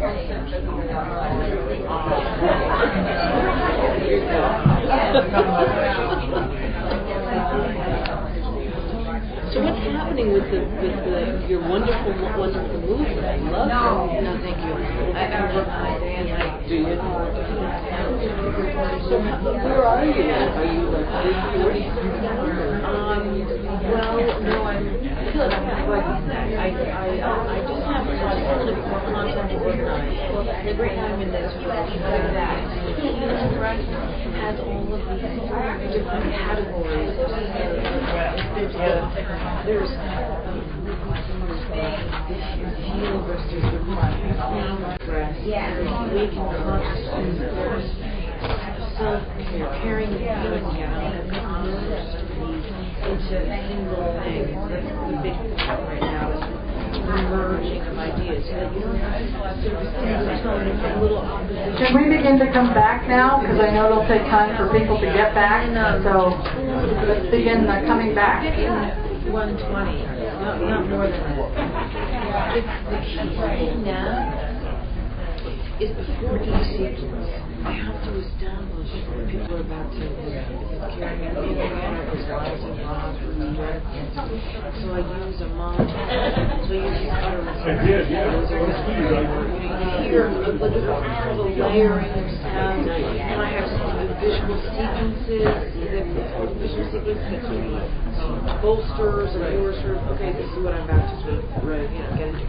But I don't want to do that all throughout the film, so I'm doing also character development. I'm introducing the 9 individuals in this childhood context, and then sort of just kind of what we saw up to the 5th. Then we decide. You said that there's some kind of intro. So I'm doing character development, and now figuring out which sequence is the best match for a woman's particular rock around her experience. Design, now it's more about design. Content being created and the transition.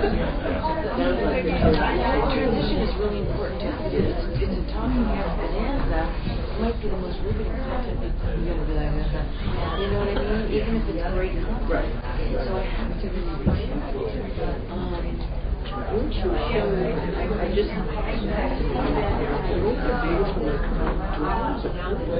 that's right, and she's critical to this, I can't, I use her as bookend to just, I think sort of a place where people can sort of rest after. That's what I used it.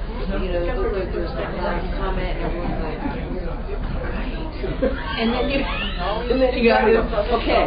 Rather than going to black, you have a Bowers image, and you're like, it's otherworldly, it's very feminine, so you sort of rest inside that. But my recent revelation is I was in Egypt, and Egypt is the thing that sort of really inspired me. I have all this media. I have media sort of rid of the pyramids inside the king's chamber. I have stuff and I'm like, integrate this somehow. And then maybe that's a good little short 30-second, 40-second intro to it. But this is sort of how this will happen. Okay. What I'm thinking. Because I need to think about how to open my mouth. you just sort of start. You know, you need a big picture. Sometimes they kind of question and answer or rhetorical. Well, what was it? What was the primal impetus to get you to this place of I'm going to do this? Well, it was such an interesting year because I was always sort of telling myself. Can we come back to our seats, please? That's I will tell you after. I love this. This is fabulous. But I can take a lot of work. I get it. A lot of money. Yeah.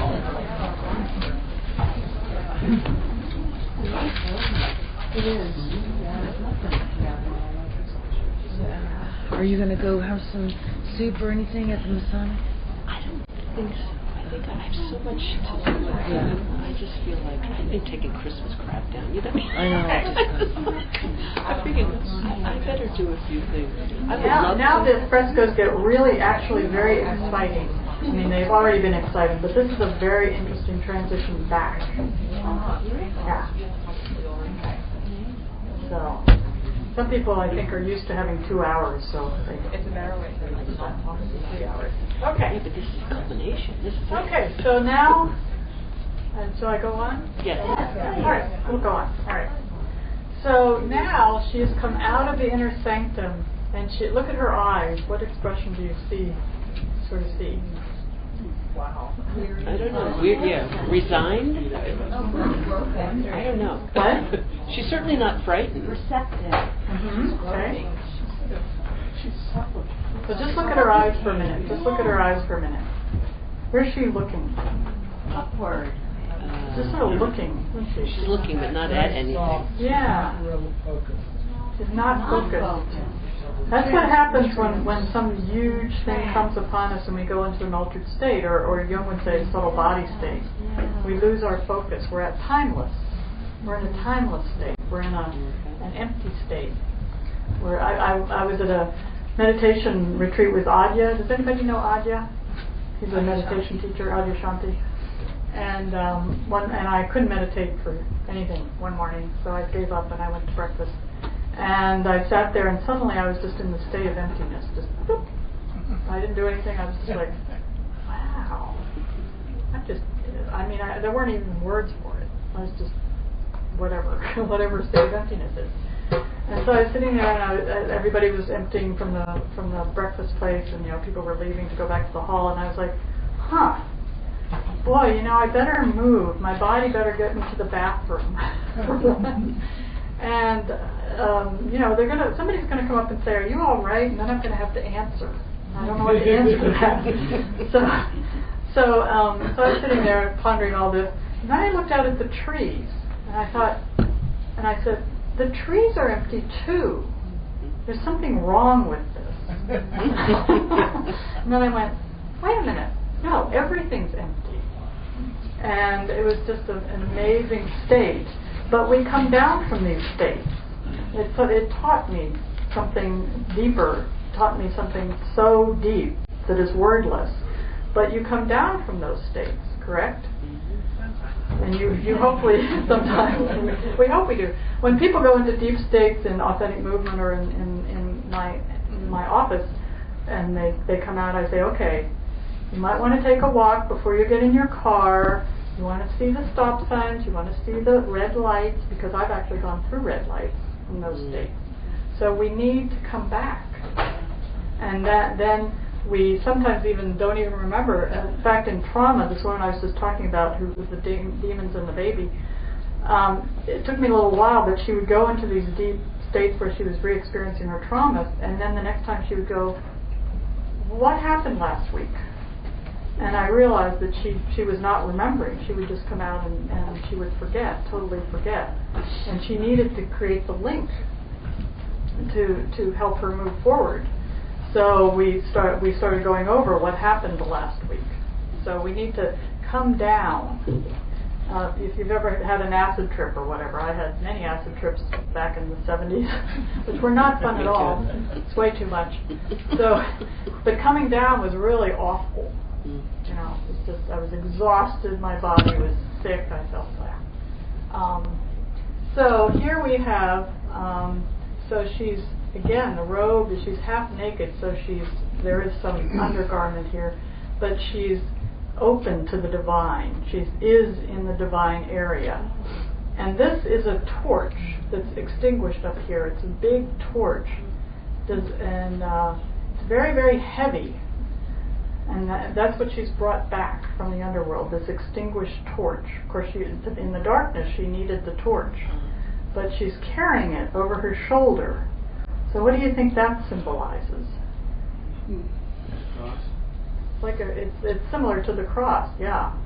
So when we bring this information back, or we bring the divine back, it's a responsibility. We can't just go around being innocent and naive anymore. We've seen something that has taken us to another place, and we have to take responsibility for it. Jung said, as you go through transformation, it's not okay to go off in a cave. I mean, some people do that, and that is their destiny, or what they need to do. But he believed that we needed to bring our knowledge back to the community, back to our lives. We needed to own it and live with it and work with it and live it every day. So we can go off to meditation retreats or whatever, but we have to come back and bring it back. So that's part of this. And then here is the winnowing basket. And in the winnowing basket is Dionysus, the baby Dionysus. Okay. So she's exhausted, and she brings the child, the divine child, from the sanctuary. So she still has the divine child. And the interesting thing, so there is she has a cap on her head, and this is it's when we think of hair is actually often thought of as symbol of thoughts, our thinking. It kind of comes out of our head. So she has no thoughts. It's all capped. It's all inside. Right. What? Makes sense. Yeah, makes sense, doesn't it? Symbols make sense sometimes. And a priestess up here actually is holding a shallow basket over her in benediction, and sort of to help her bring her back. But what is she doing here? This is the basket of Dionysus, the child of Dionysus, and what is she? What's behind that too? These are two priestesses. It's kind of hard to see, and we'll get to this figure. So what is she doing here? What is this? She's lifting the canopy of the sacred basket. Okay, and look at her body. Somebody said that before there was so much life. What's her body look like right now? Very listless, kind of stiff. She's not really here. She's still in a transpersonal space. So you wouldn't see that as supplicating in any way? No, she's sort of in a visionary state, isn't she? Visionary state. Yeah. Trance state. Yeah. But she's lifting the sacred as if she should be able to do that, as if she's the god or the goddess herself. And this is Sophia, or the angel. And we'll see more of that. But the angel, what's the angel doing with her hand? Pushing away. She's warding. She's stopping her. She's saying, "No, you can't go there. You just came from there. Yeah, you have to come back. You have to. You are not the divine." And when we go on a retreat and we get. I remember after a series of number of years where I went on deep retreats and I was really in a very transpersonal state a lot of times, I had a car accident. That's a way to come back. Yeah, that'll bring you back. So we have to let go of the divine. I mean, it already is in us. We are the divine, right? So it's again that paradox. But we have to come back and bring it back in a way that's not archetypal. We can't. If we identify with the archetype, we are no longer human, and that's dangerous because we're way inflated. We're way out there. And of course people end up in insane asylums saying, I am Jesus, I am Buddha, I am whatever. And so there has to be a transition when in ancient societies, when the hunters would go out to hunt mammoths and all kinds of wild animals, they would go through a ritual and a dance to get them into a frenzy, to get them into a certain focus so that they could go do this intense, very intense thing that they had to do. And when they came back, they would often, with the blood, having killed and the blood and everything, they would have to be brought down. They would have to be, with dance and stuff, they would have to be brought back. What? Stuff like sex. Mm-hmm. Stuff. Yeah, right. So it's a darker angel figure. Like a darker feminine presence that is trying to protect her, or maybe that she's been initiated into a relationship with. Mm-hmm. Yeah, and this is, of course, Sophia is wasn't back then, but this is sort of the goddess Sophia, related to the goddess Sophia. What is she holding in her right hand, in her right fist? This we'll see.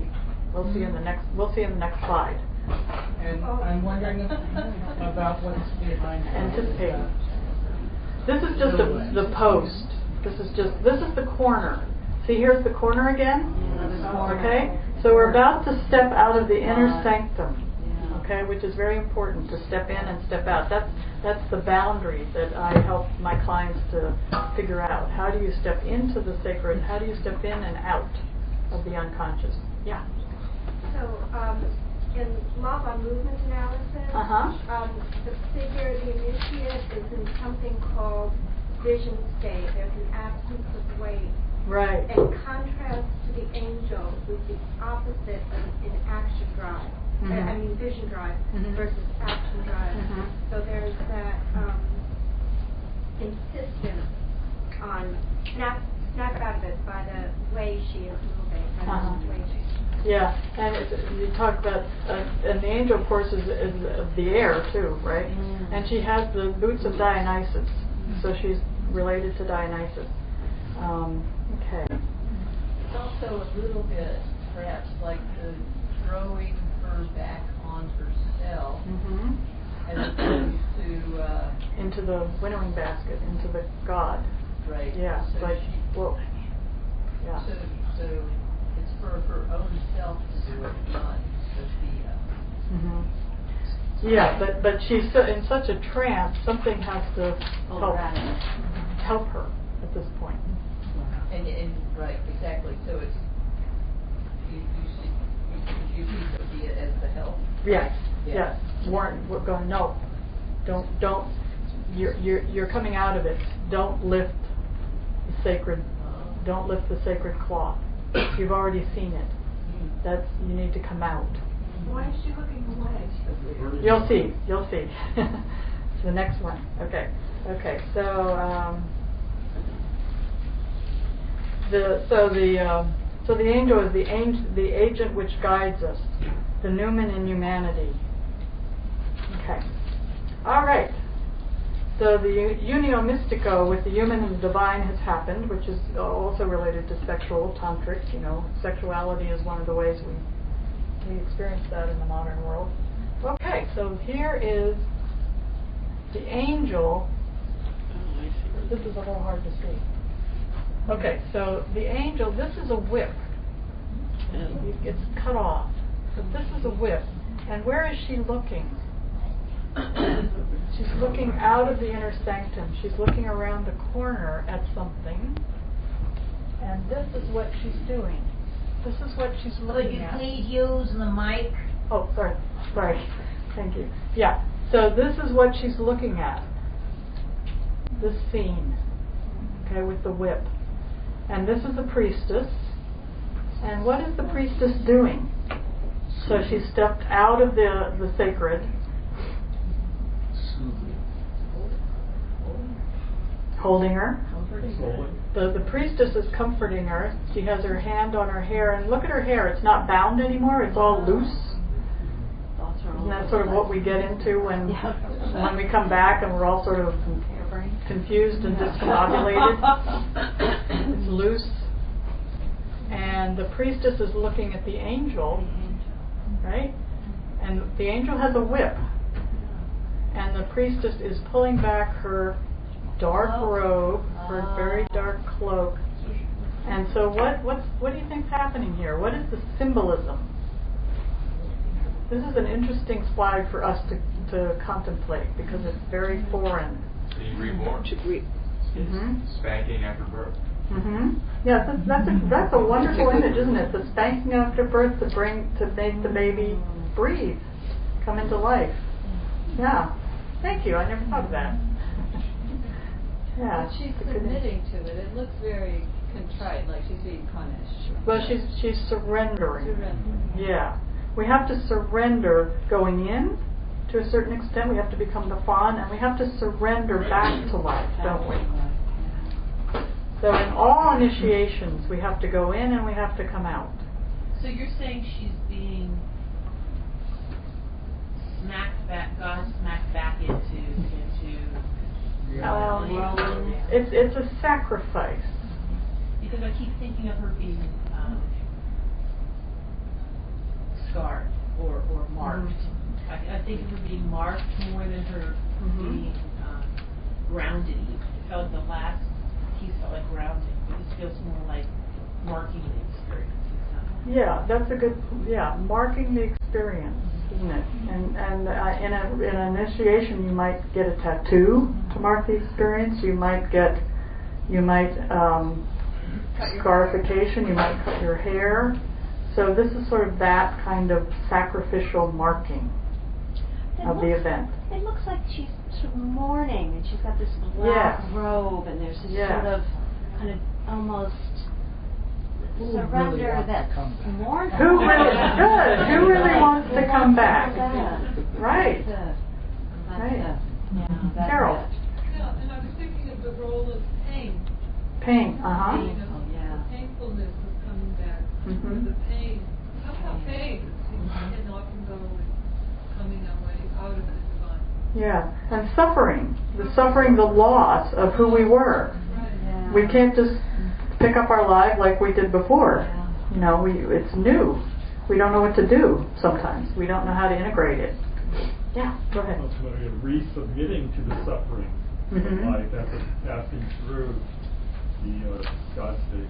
Right, coming back into the human emotion of the loss and I mean, if anybody's had a transcendental or a ecstatic experience, you know, coming back, it's like, now,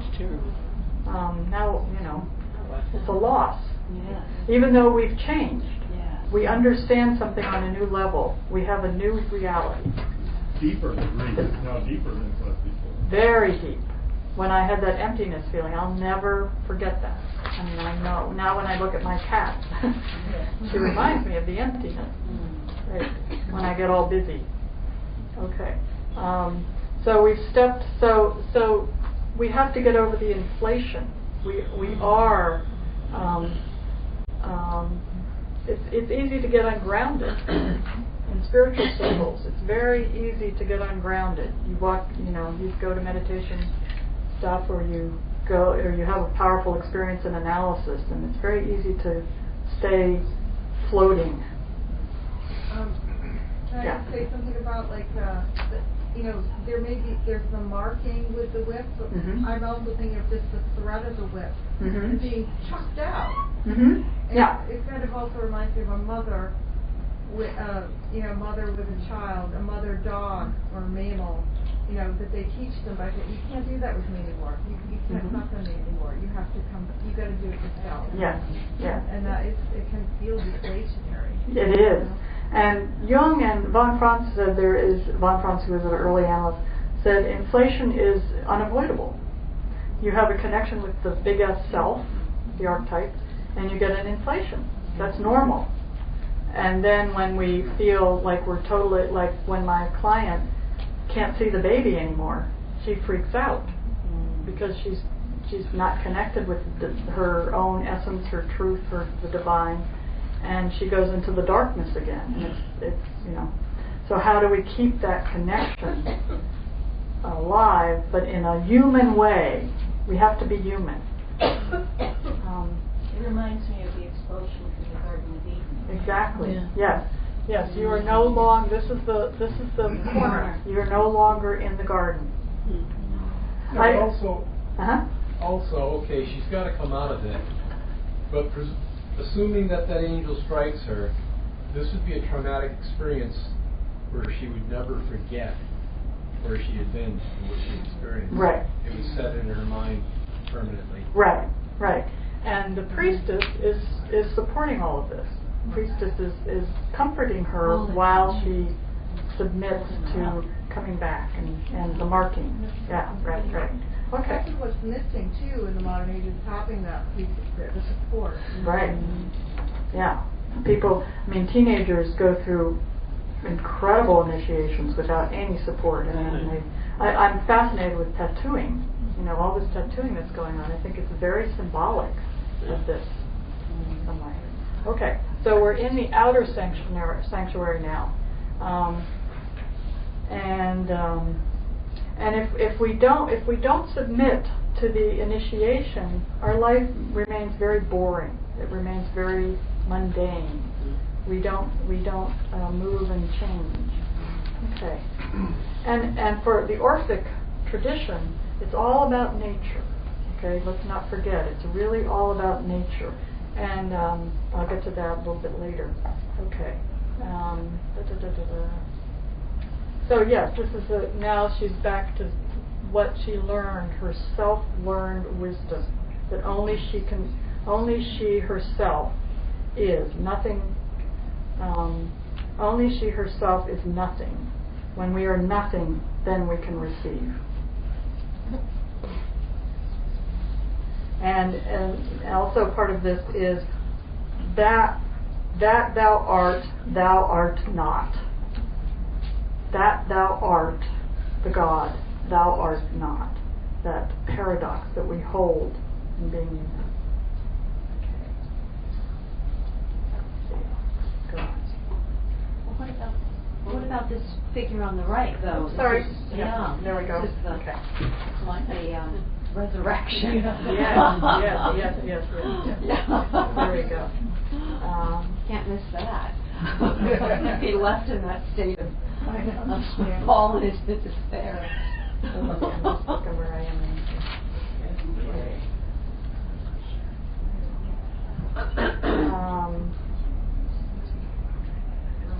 This is the cirrus again with the spruce. So this is the Dionysian inner light that is carried on, but it's contained. It's in the reed. Okay, and this is the dance of life, right? The celebration, the celebration of the experience, bringing it back into the body, the celebration of it, and she has her back to us. So it's sort of like a sacred dance still that she embodies, and she's nude, so she's connected still with the sacred. But this is not the initiate. This is a priestess who's been initiated, who knows how to go back and forth, who knows how to be with the gods and the goddess and herself. The angel also is related to the Holy Ghost, Sophia and the Holy Ghost. And in Christianity, one of the figures that always has spoken to me is the Holy Ghost. It's the one that Christ left behind for us, to speak to us, to help us. It's the Holy Ghost.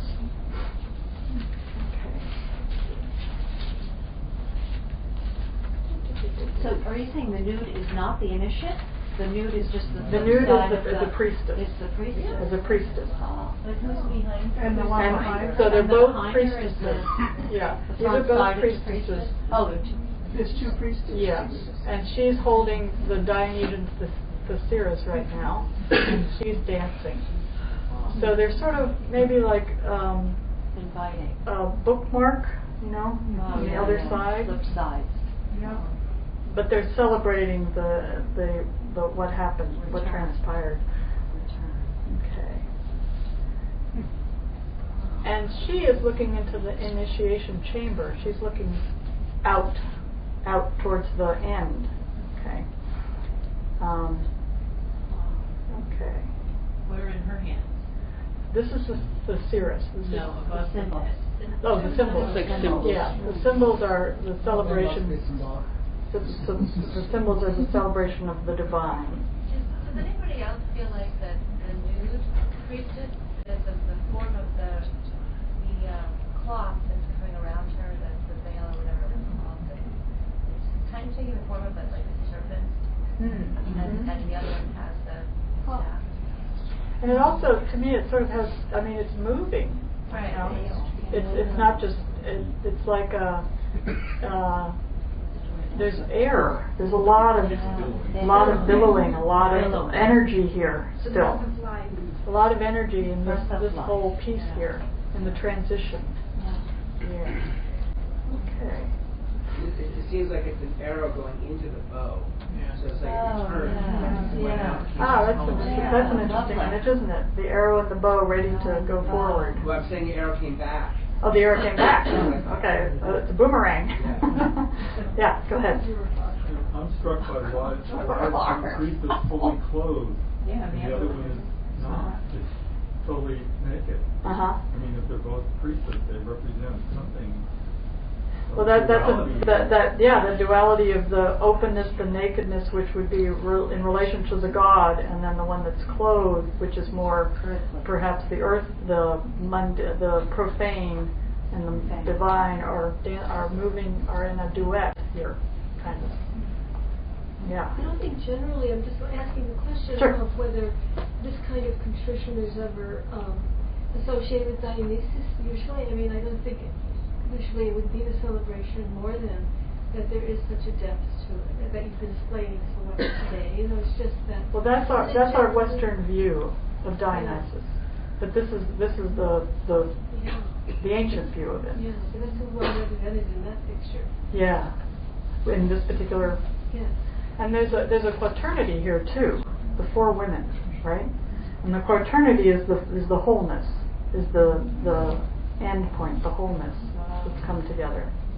Why are you certain that that's not a male? Yeah. It looks male. It does look male. In so many ways it looks male. Which one?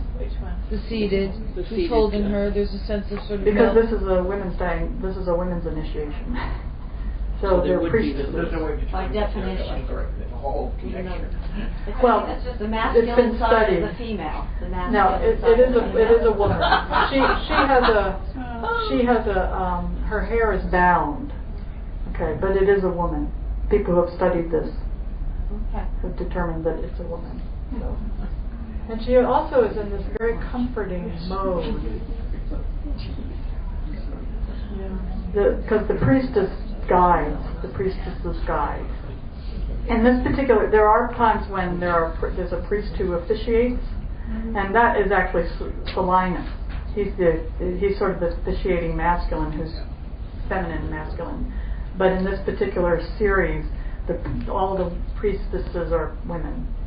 So. And it's something too that we could just ask ourselves in that sort of felt back or aware state, why we see that as male. You know, why should we see a strong, physically able, sharp, hewn, short-haired being as male?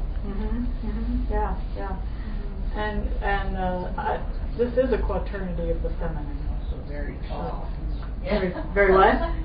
Tall. Sitting down and almost as tall as tall. Yeah, that's true. Yeah. Yeah, she could be raised up. Has anyone in antiquity written about this building or this ceremony or what happened in it? Not that I know of. Like Homer wrote about the Eleusinian mysteries, which we still don't know. You had to keep them secret on pain of death, and we still don't know what actually happened, which is quite phenomenal. Nobody leaked the secret, what happened in the inner sanctuary. But I don't think anybody can, right?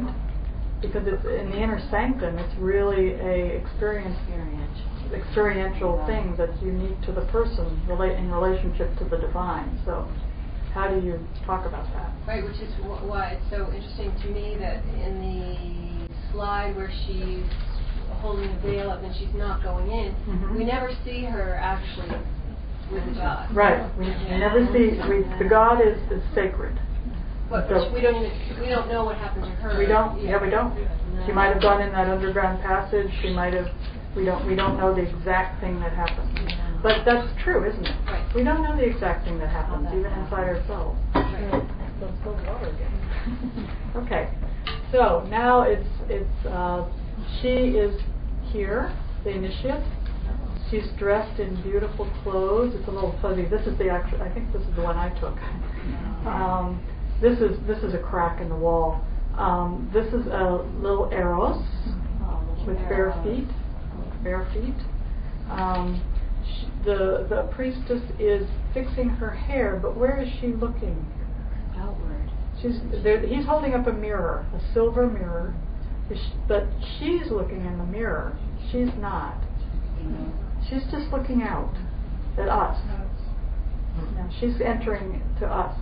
But her hair, which if we think of it as what sort of how we take this in and understand it, is being arranged and put back or gently worked with by the priestess. So there's a new point of view that's being created with the mirror and the priestess and the hair. And Eros is the mirror of one's own being. He's the messenger from the unconscious. He's an objective observation completed through consideration of subjective emotions. And the mirror is a symbol that catches the soul, so it won't entirely pass away. So that's a wonderful container in this image of catching her soul. Push what? Oh, it's hot. The projector is hot. The projector went to sleep. Wait a minute. She's still here? I think what we're having trouble with is the projector's getting hot. It's been on for a while. Yeah, it is a metaphor. There you go. You see so many men on the screen. Please wait until projector cools down.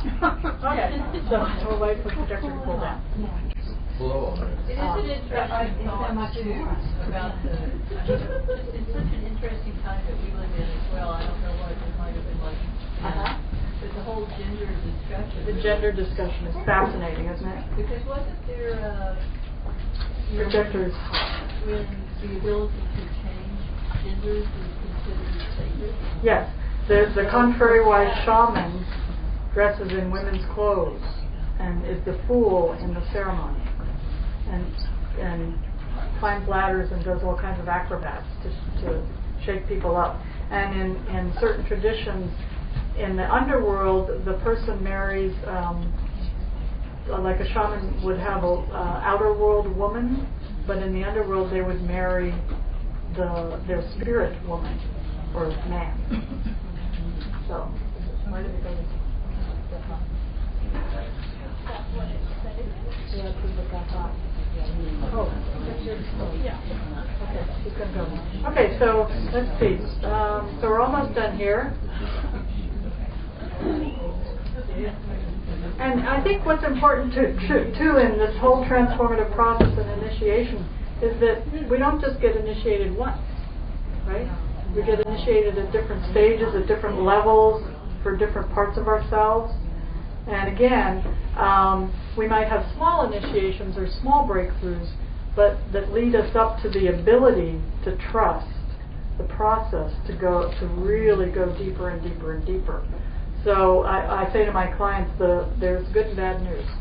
The good news is that you probably don't get any more complexes or problems, core problems in your personality in your life. But the bad news is you have to keep working on them forever. Von Franz says if you have completed your work on your complexes, you're dead. So even Adyashanti, who's enlightened, whatever that means, he said, I became enlightened, and I thought, that's it. And then something else happened. He said, oh, this is it. And then something else happened. He went, oh, this is it. So it never ends. Yeah, go ahead. Well, back to this last one, when you look at it online, you can see her face really closely. Uh-huh. And she looks like she clearly has been through an ordeal. She absolutely looks as though I'm done, you know, and she's not even focused on the reflection in the mirror at all. Yeah, she's like, okay. Yeah, good, thank you. We just, okay, good. Oh, there we go, the last slide. So here we have a window. This is the end. This is the door. The door to go back out. Yeah. And this is a window. So we're coming back into the outer world. And back to ordinary life. And she's been dressed by the maid and the mirror. And let's see. And now this is called the domina. This is the matron of the entire thing, and she becomes that too. So we are the initiated in this point, and she's looking back at Dionysus and Ariadne. So there's very important a piece of the Orphic mythology which is about remembrance. That each experience we bring back something that we remember in our body, not just our mind, but in our whole being. That then we go to another place with, and we remember. And the memory is very important. Like I said, with my trauma client, when she couldn't remember her experience, it wasn't helping her. She would just go through the experience, and then she would dissociate again. So it's very important, that ability to bring back and remember. This is. Sorry, could you flash back at some point to the last slide, whenever? The last one? I hope. Yeah, the last one That one? Yeah. Uh-huh. Thank you. I just wanted to. So you see. There's arrow. And she also has the veil. She has a bit of a veil, the purple veil here. This is the way a Roman matron, a wealthy Roman matron, would dress. So she has a bit of the veil, you know, which is what they wore. But it's not about separating herself from the world. It's about being dressed in the clothes of the world. What's the long-legged figure on the left? That's a table that she's sort of a table she's leaning on. There is some speculation as to what this is. It's a little black. They think it was maybe a little black tablet that you would write the memory on, write with. And one of the ways that this woman that I was working with began to be able to remember is I would write it down and I would tell her, and then she would begin to write it down. As I say, after she came out of an experience, before I would say, when you go home, I want you to just write down any word, anything that comes up for you, to try to begin to put the pieces, to try to bring the pieces back. So it says, and her gaze is attentive, isn't it? It's like, it's alert.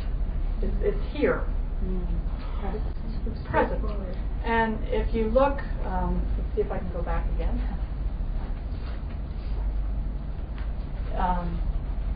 Here's the hall, and then this is open.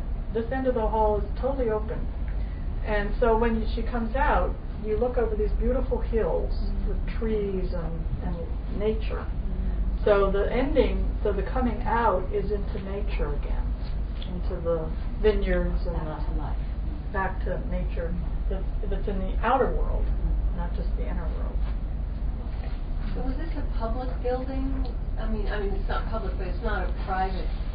Was this a private home? It was private. It was a cult. Well, no, it wasn't a private home, but it was the Villa of Mysteries. But who lived? The priest? The priestesses lived there. And what year? This was, let's see, what was that? 31 AD to 31 BC to 14 AD, I think, or 41 AD. Vesuvius buried it in 79 AD. Yeah, Vesuvius happened, but that was after. So the initiations were happening between 31 BC and 14 AD. And how do you know that? How do you know that? I imagine from archaeological digs and stuff.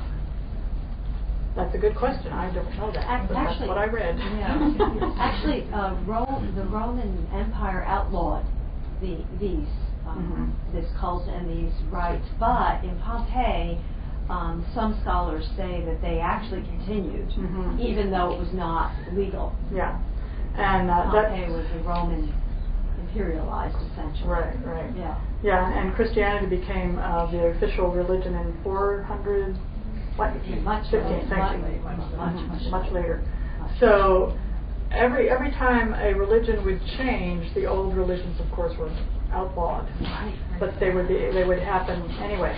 I've done work on the Black Madonna. I had a wonderful initiation with the Black Madonna. I was doing my archetypal exam, and I had to figure out whether I was going to work on the Black Madonna or something else. And I thought, well, I have to figure this out tonight because I have to start studying. So I thought, okay. So I walk into my waiting room, and there's a box that a client left for me with a Black Madonna in it. Alrighty. I got my answer. And then with 2 black angels.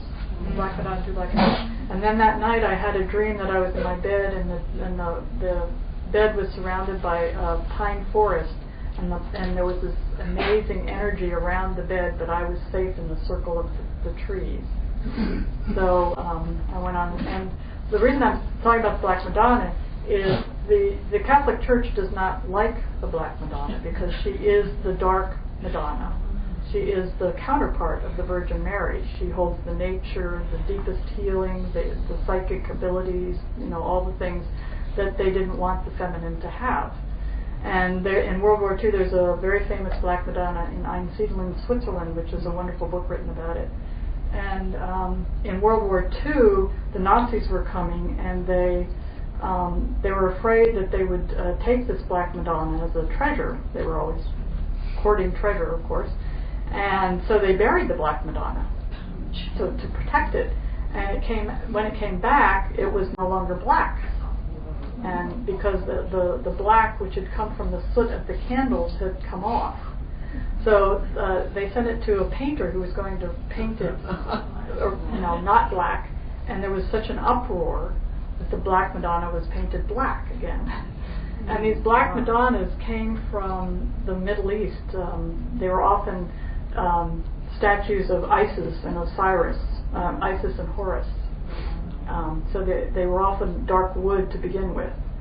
So here we have another interesting feminine, the dark feminine, which Ariadne is. She's also the dark moon. She's the moon, and Dionysus is the dark sun, and she's the moon. And just for people here, Turner's Falls, right up the road, has a Polish Catholic church with the Black Madonna. Our Lady of Westcheshkova. Yeah, and the last pope was a devotee of her. Yeah. So, and there's a pilgrimage to her every year, which would be wonderful. Why would the Romans suppress this right? Why wouldn't they? They were men. I mean, they were pretty. They were worshiping other gods, basically. That they really. Well, Zeus became. They all changed names, and they all changed. The pantheon changed from the Greek to the Roman. So Artemis becomes Hestia, and I'm sorry, not Hestia, Diana, and Aphrodite becomes Venus. So the pantheon changes. So it's threatening. The Romans, they started conquering originally, in their own backyard, like Italy. So the first gods they incorporate, which we now think of as Roman gods, and which they tried to generally, identify with Greek gods because they were imitating the Greeks, were actually gods and goddesses of the Italian countryside and stuff. And the original word pagan was basically their name for people who live in the countryside, you know what I mean? So you have to remember that it's not necessarily having much to do with the official Roman Empire religion, these cults, these mystery cults. It's actually something that predates it and that was conquered by it. Right. So that's why they try to outlaw it. And like you said, because they're men. Yes. Right. It's the patriarchy. Yeah. Well, that was the rise of imperialism. Right. So they were really. Yeah. And you said something that's very interesting. It was the folk traditions. And if you really read the mythologies, the Greek mythologies, and all of the mythologies way back then, it's very complicated because each village, each area had its own Dionysus, had its own personality of Dionysus, its own particular one of Athena, and so you have Dionysus, who has many names: Dionysus Zagreus, Dionysus blah blah. So it all weaves, but the archetype itself is the same, but they have their own. Yeah, go ahead. Could you go to that slide where you have the 4 figures? The 4 figures. The previous Sure. slide. That one. Someone mentioned about the protective priestess. The priestess? It looks so masculine. Uh-huh. Or some of us think it looks masculine. Mm-hmm. And I think it does. And then I compare that to the nude figure who is so voluptuous. Yeah. And there's this, the animus, this whole thing that we're really struggling or interested in today. Sure. The masculine, feminine, and gender. And then the 4 figures represent something. Mm-hmm. But why? I mean, one is very definitely masculine looking. I think 90% of people in the room would say that. And the other one, whose back is to us, we don't know if that's a woman, but we all assume it's a woman because we identify that as the feminine. But masculine doesn't have to be male. Right. Well, right. Exactly. Yeah. Like well, my point is, this is all a woman initiation. You're talking about the masculine. It's the principle. And the more feminine. Yeah, and that's a whole other thing, isn't it? The whole initiation of the masculine and feminine in each one of us, which is why you can look at this from the feminine in the man, or the feminine. Because haven't we really lost touch in our modern culture with what is real, what is masculine, what is feminine, what is healthy? I mean, my mother was a 1950s woman, as many of us were, and she didn't know feminine. And he is I would almost say he, but she, the priestess, is a protective element in this picture. Right. Protective, but also aiding. Yes, exactly. Gives the strength for her to submit to the. Yeah. So, and if you think of Ariadne and Dionysus, they're a conjunctio of the masculine and feminine, but a particular kind of masculine and feminine, right? The Dionysian is very different from an Apollonian masculinity. Apollonian is very left brain and very precise and very, and so in the going back to the Temple of Delphi.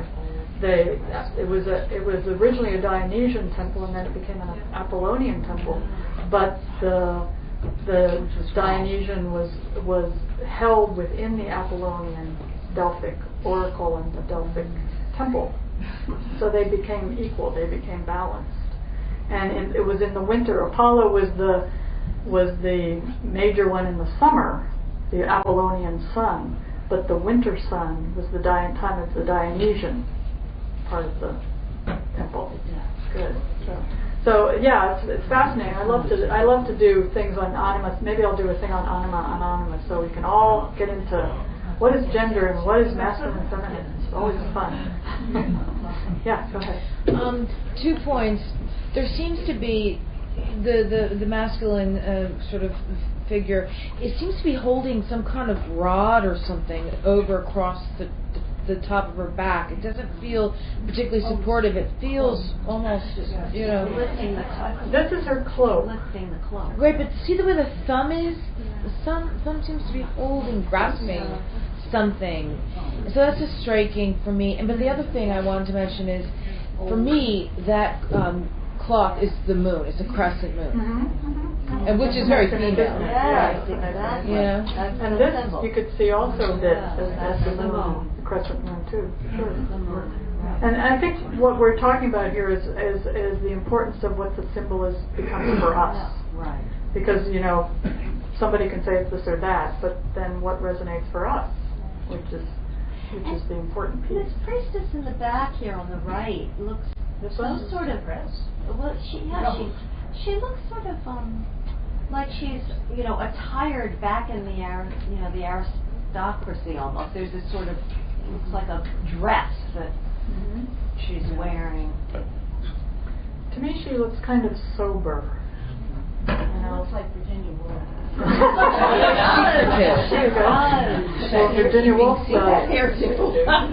Woolf had many transformations, but did not complete her initiation. No, she did not. Yeah, that's a good image of somebody that could not hold the tension of the inner and the outer world.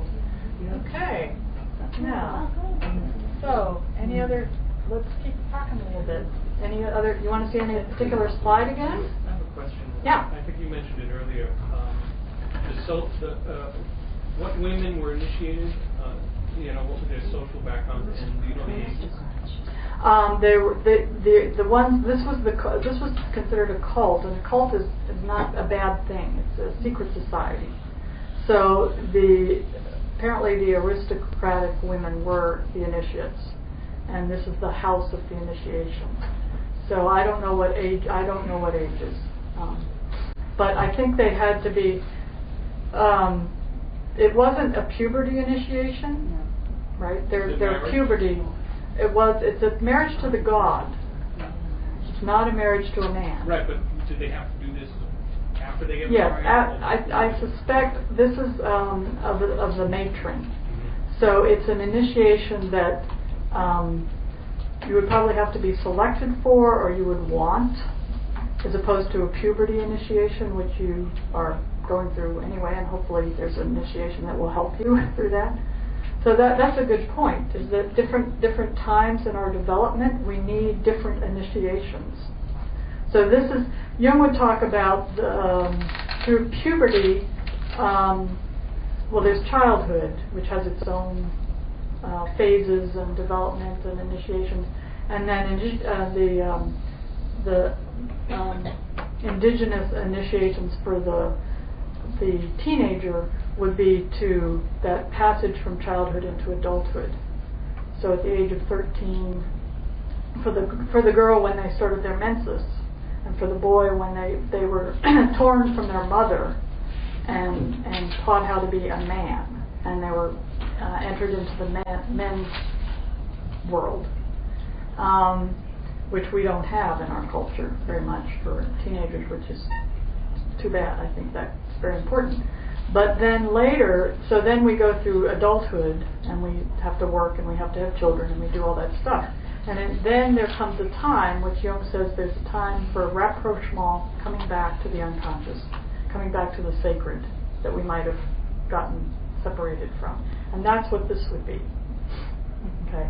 And in India, the man works to a certain point, and then the wife takes over at a certain point, and he goes off to meditate. So that's sort of in another cultural context of a different phase. So Jung was very interested in the second half of life. He felt that there was a lot of work on the first half of life and child development and all that stuff. But he became fascinated in the connection to the big S self, the relationship to the divine, and how it kept coming up in dreams, and his own experience with it, which was very, very powerful from the child on. He was very gifted in that way. So, and that's what he broke with Freud from, because Freud didn't believe in religion or spiritual nature.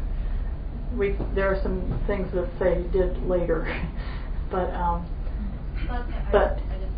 sure. An initiation for a priestess, right? Well, she becomes not. I don't think everybody who goes through became the priestess, but then they could if that was their inclination. It seems like that kind of idea of people working with that would be something for younger women. Right. There's a certain life experience that has to happen in order to come back into this level of connection with the God. Because as a child, we're just naturally connected with the divine, and in old age, we're naturally connected with the divine. So this level of initiation is to help us come back around to that, so that we can fully embrace it and be ready to go into the land of the dead for our final passage, wherever that goes. Right? So, yeah. Sure. Back to this. Yeah, too bad I can't zoom in. Yeah, too bad I can't see them. But again, isn't it fascinating that's the piece that got Actually, there's another one that She's not talkative. Yeah. We This have one has a little bit Dionysus. more on the side. That's Dionysus. This is the Cirrus. And he's just lounging, you know? He's sort of in a state himself, or He's very relaxed. Yeah. Yeah. Here's to be a state of wine. And wine, of course, Drunken mead, baby. or in Crete it was mead, was used to induce a state of Well, it does. It does. and any drug. And it's interesting to me that this is Ariadne's arm, that she's sort of holding him. You know, he's in the sort of the lap of the Great Mother in a sense. So here's my projection. Okay, good. I'm thinking the initiate and Dionysus had some conjunctio, some experience together. And so that's what, to me, that's what the initiation is an experience with the god. And then he's kind of, smoking a cigarette. In the aftermath. As only gods can do. I would say that's true. Yeah, he's pretty mellowed out. He's worked. He's done his work. He's done his work. Yeah. And Ariadne is the container. She's sort of like, okay, good. The sacrament is complete.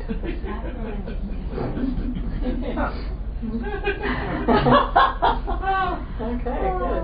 Any other slides? These are just you can see these on. If you go back to the four figures. The four. That's a fascinating one. Yeah. I was interested that the figure on the right is obviously dancing, and you're into dance. You made no comment about it. Oh, you were. I did. We talked about the dance. Yeah. I wasn't away for more than a minute. I missed the most important minute then. Well, I think dance is one of the earliest forms of ritual, isn't it? One of the earliest forms of ritual and celebration and speaking. Communion. So I think the dance is a lost art in that way in our culture. And we also hear her symbols, so we have music and dance. Yeah, the beat. And rhythm, of course, is very important in trance. There's the indigenous drumming. Any indigenous drumming has a particular beat. I was in Houston when Matthew Fox came with his techno-cosmic mass, which he used techno music because it has that beat. And he was trying to draw in young people to have a spiritual experience. So I was asked to lead the movement, be the movement coordinator. So I just thought, well, I don't want to perform. That's not the point. So I just got some friends of mine who were dancers, and we just danced through the crowd and helped people loosen up. And Matthew Fox I was watching him, he's kind of stiff, and afterwards I talked to the guy who brought him to the Houston, and I said, maybe he was a little bit, was that not a good night for him? He seemed a little stiff, and he said, oh no, Erica, that was a really good night for him. And in that particular techno-cosmic mass, I had never seen them before, he talked a lot about the dance, because that's what was happening. As we would move through the group and help people to get into the music and to move, he started to talk about the sacredness of the dance, which was very interesting. I thought, well, this is what he always does, but it wasn't, so. He sang. Yeah. That's what he always sang. Yeah. Probably. Yeah. Very. Okay. All right. Any other last question? We just have one last question. All right. Where did you start to say we could see these? They're online, aren't they? They're on. Are they on YouTube? Just Google. Yeah, you just Google images for the Villa of Mystery. So you can go and look at them again. And this is a very, she goes through this step by step. It's a very good book. She gets into the animus thing a lot here. Could you repeat the name of the book again? It's Linda Fierce David, Fierz-David is her last name. And it's Women's Dionysian Initiation. So, it's a very well written book. And someday, would anybody be interested in having a day, 3 hours of alchemy, alchemical symbolism? It's kind of like being in a 3-ring circus. I do multimedia. I don't know if I can pull that off here. So anyway, maybe someday we'll do that. All right. Any other thoughts before we leave? And anybody, please come over to Mosaic and have some dinner and communicate and be a community. And yeah. Do you know anything about what happened after all this? Like, did they all live together, or? No, the matron, the ones who actually, I don't know if the priestesses actually lived an outer life and a priestess life or not, which has sometimes happened, or if they stayed at the Villa of Mysteries. But the initiate, depending on the level that she is or what her, whether she becomes lived a normal life and then would come back to the Villa of Mysteries and participate in other people's initiation and rites and different things. Yeah. So it was a secret society where they would come together. Okay, thank you very much.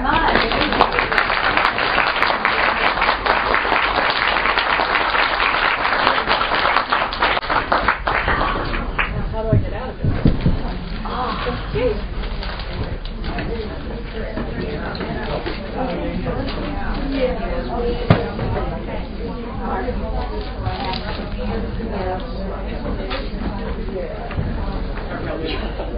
I can tell you who that was. The one that was the sun. That was actually Herod's going to escape because he was involved with the tyrant's wife, by the way, and he was trying to escape. Yeah.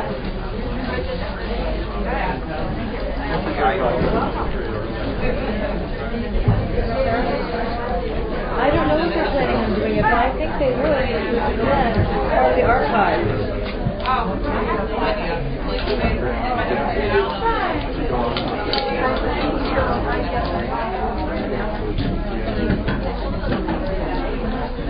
Totally had dampened with my one path. I had to choose one thing over the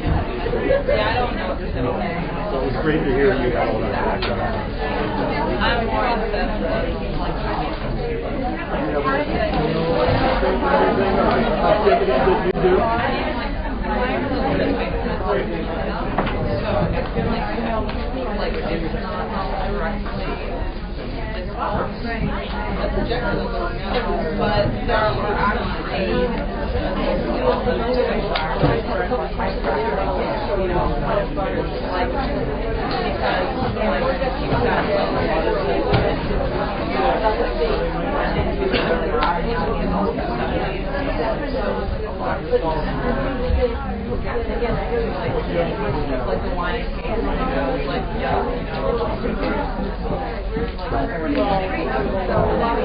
Where did you see to come up with yourself that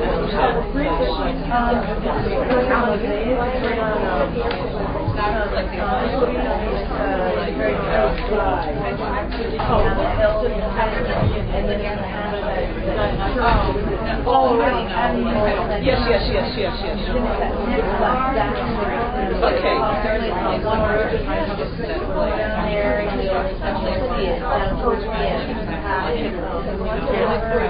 Oh, yes. Okay, yeah, that's the street, yeah. Okay, thank you. I don't know. Okay, thank you. They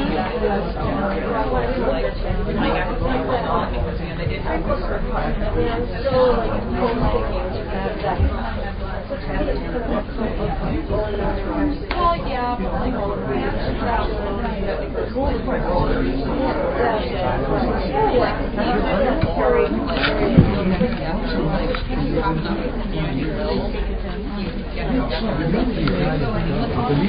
How?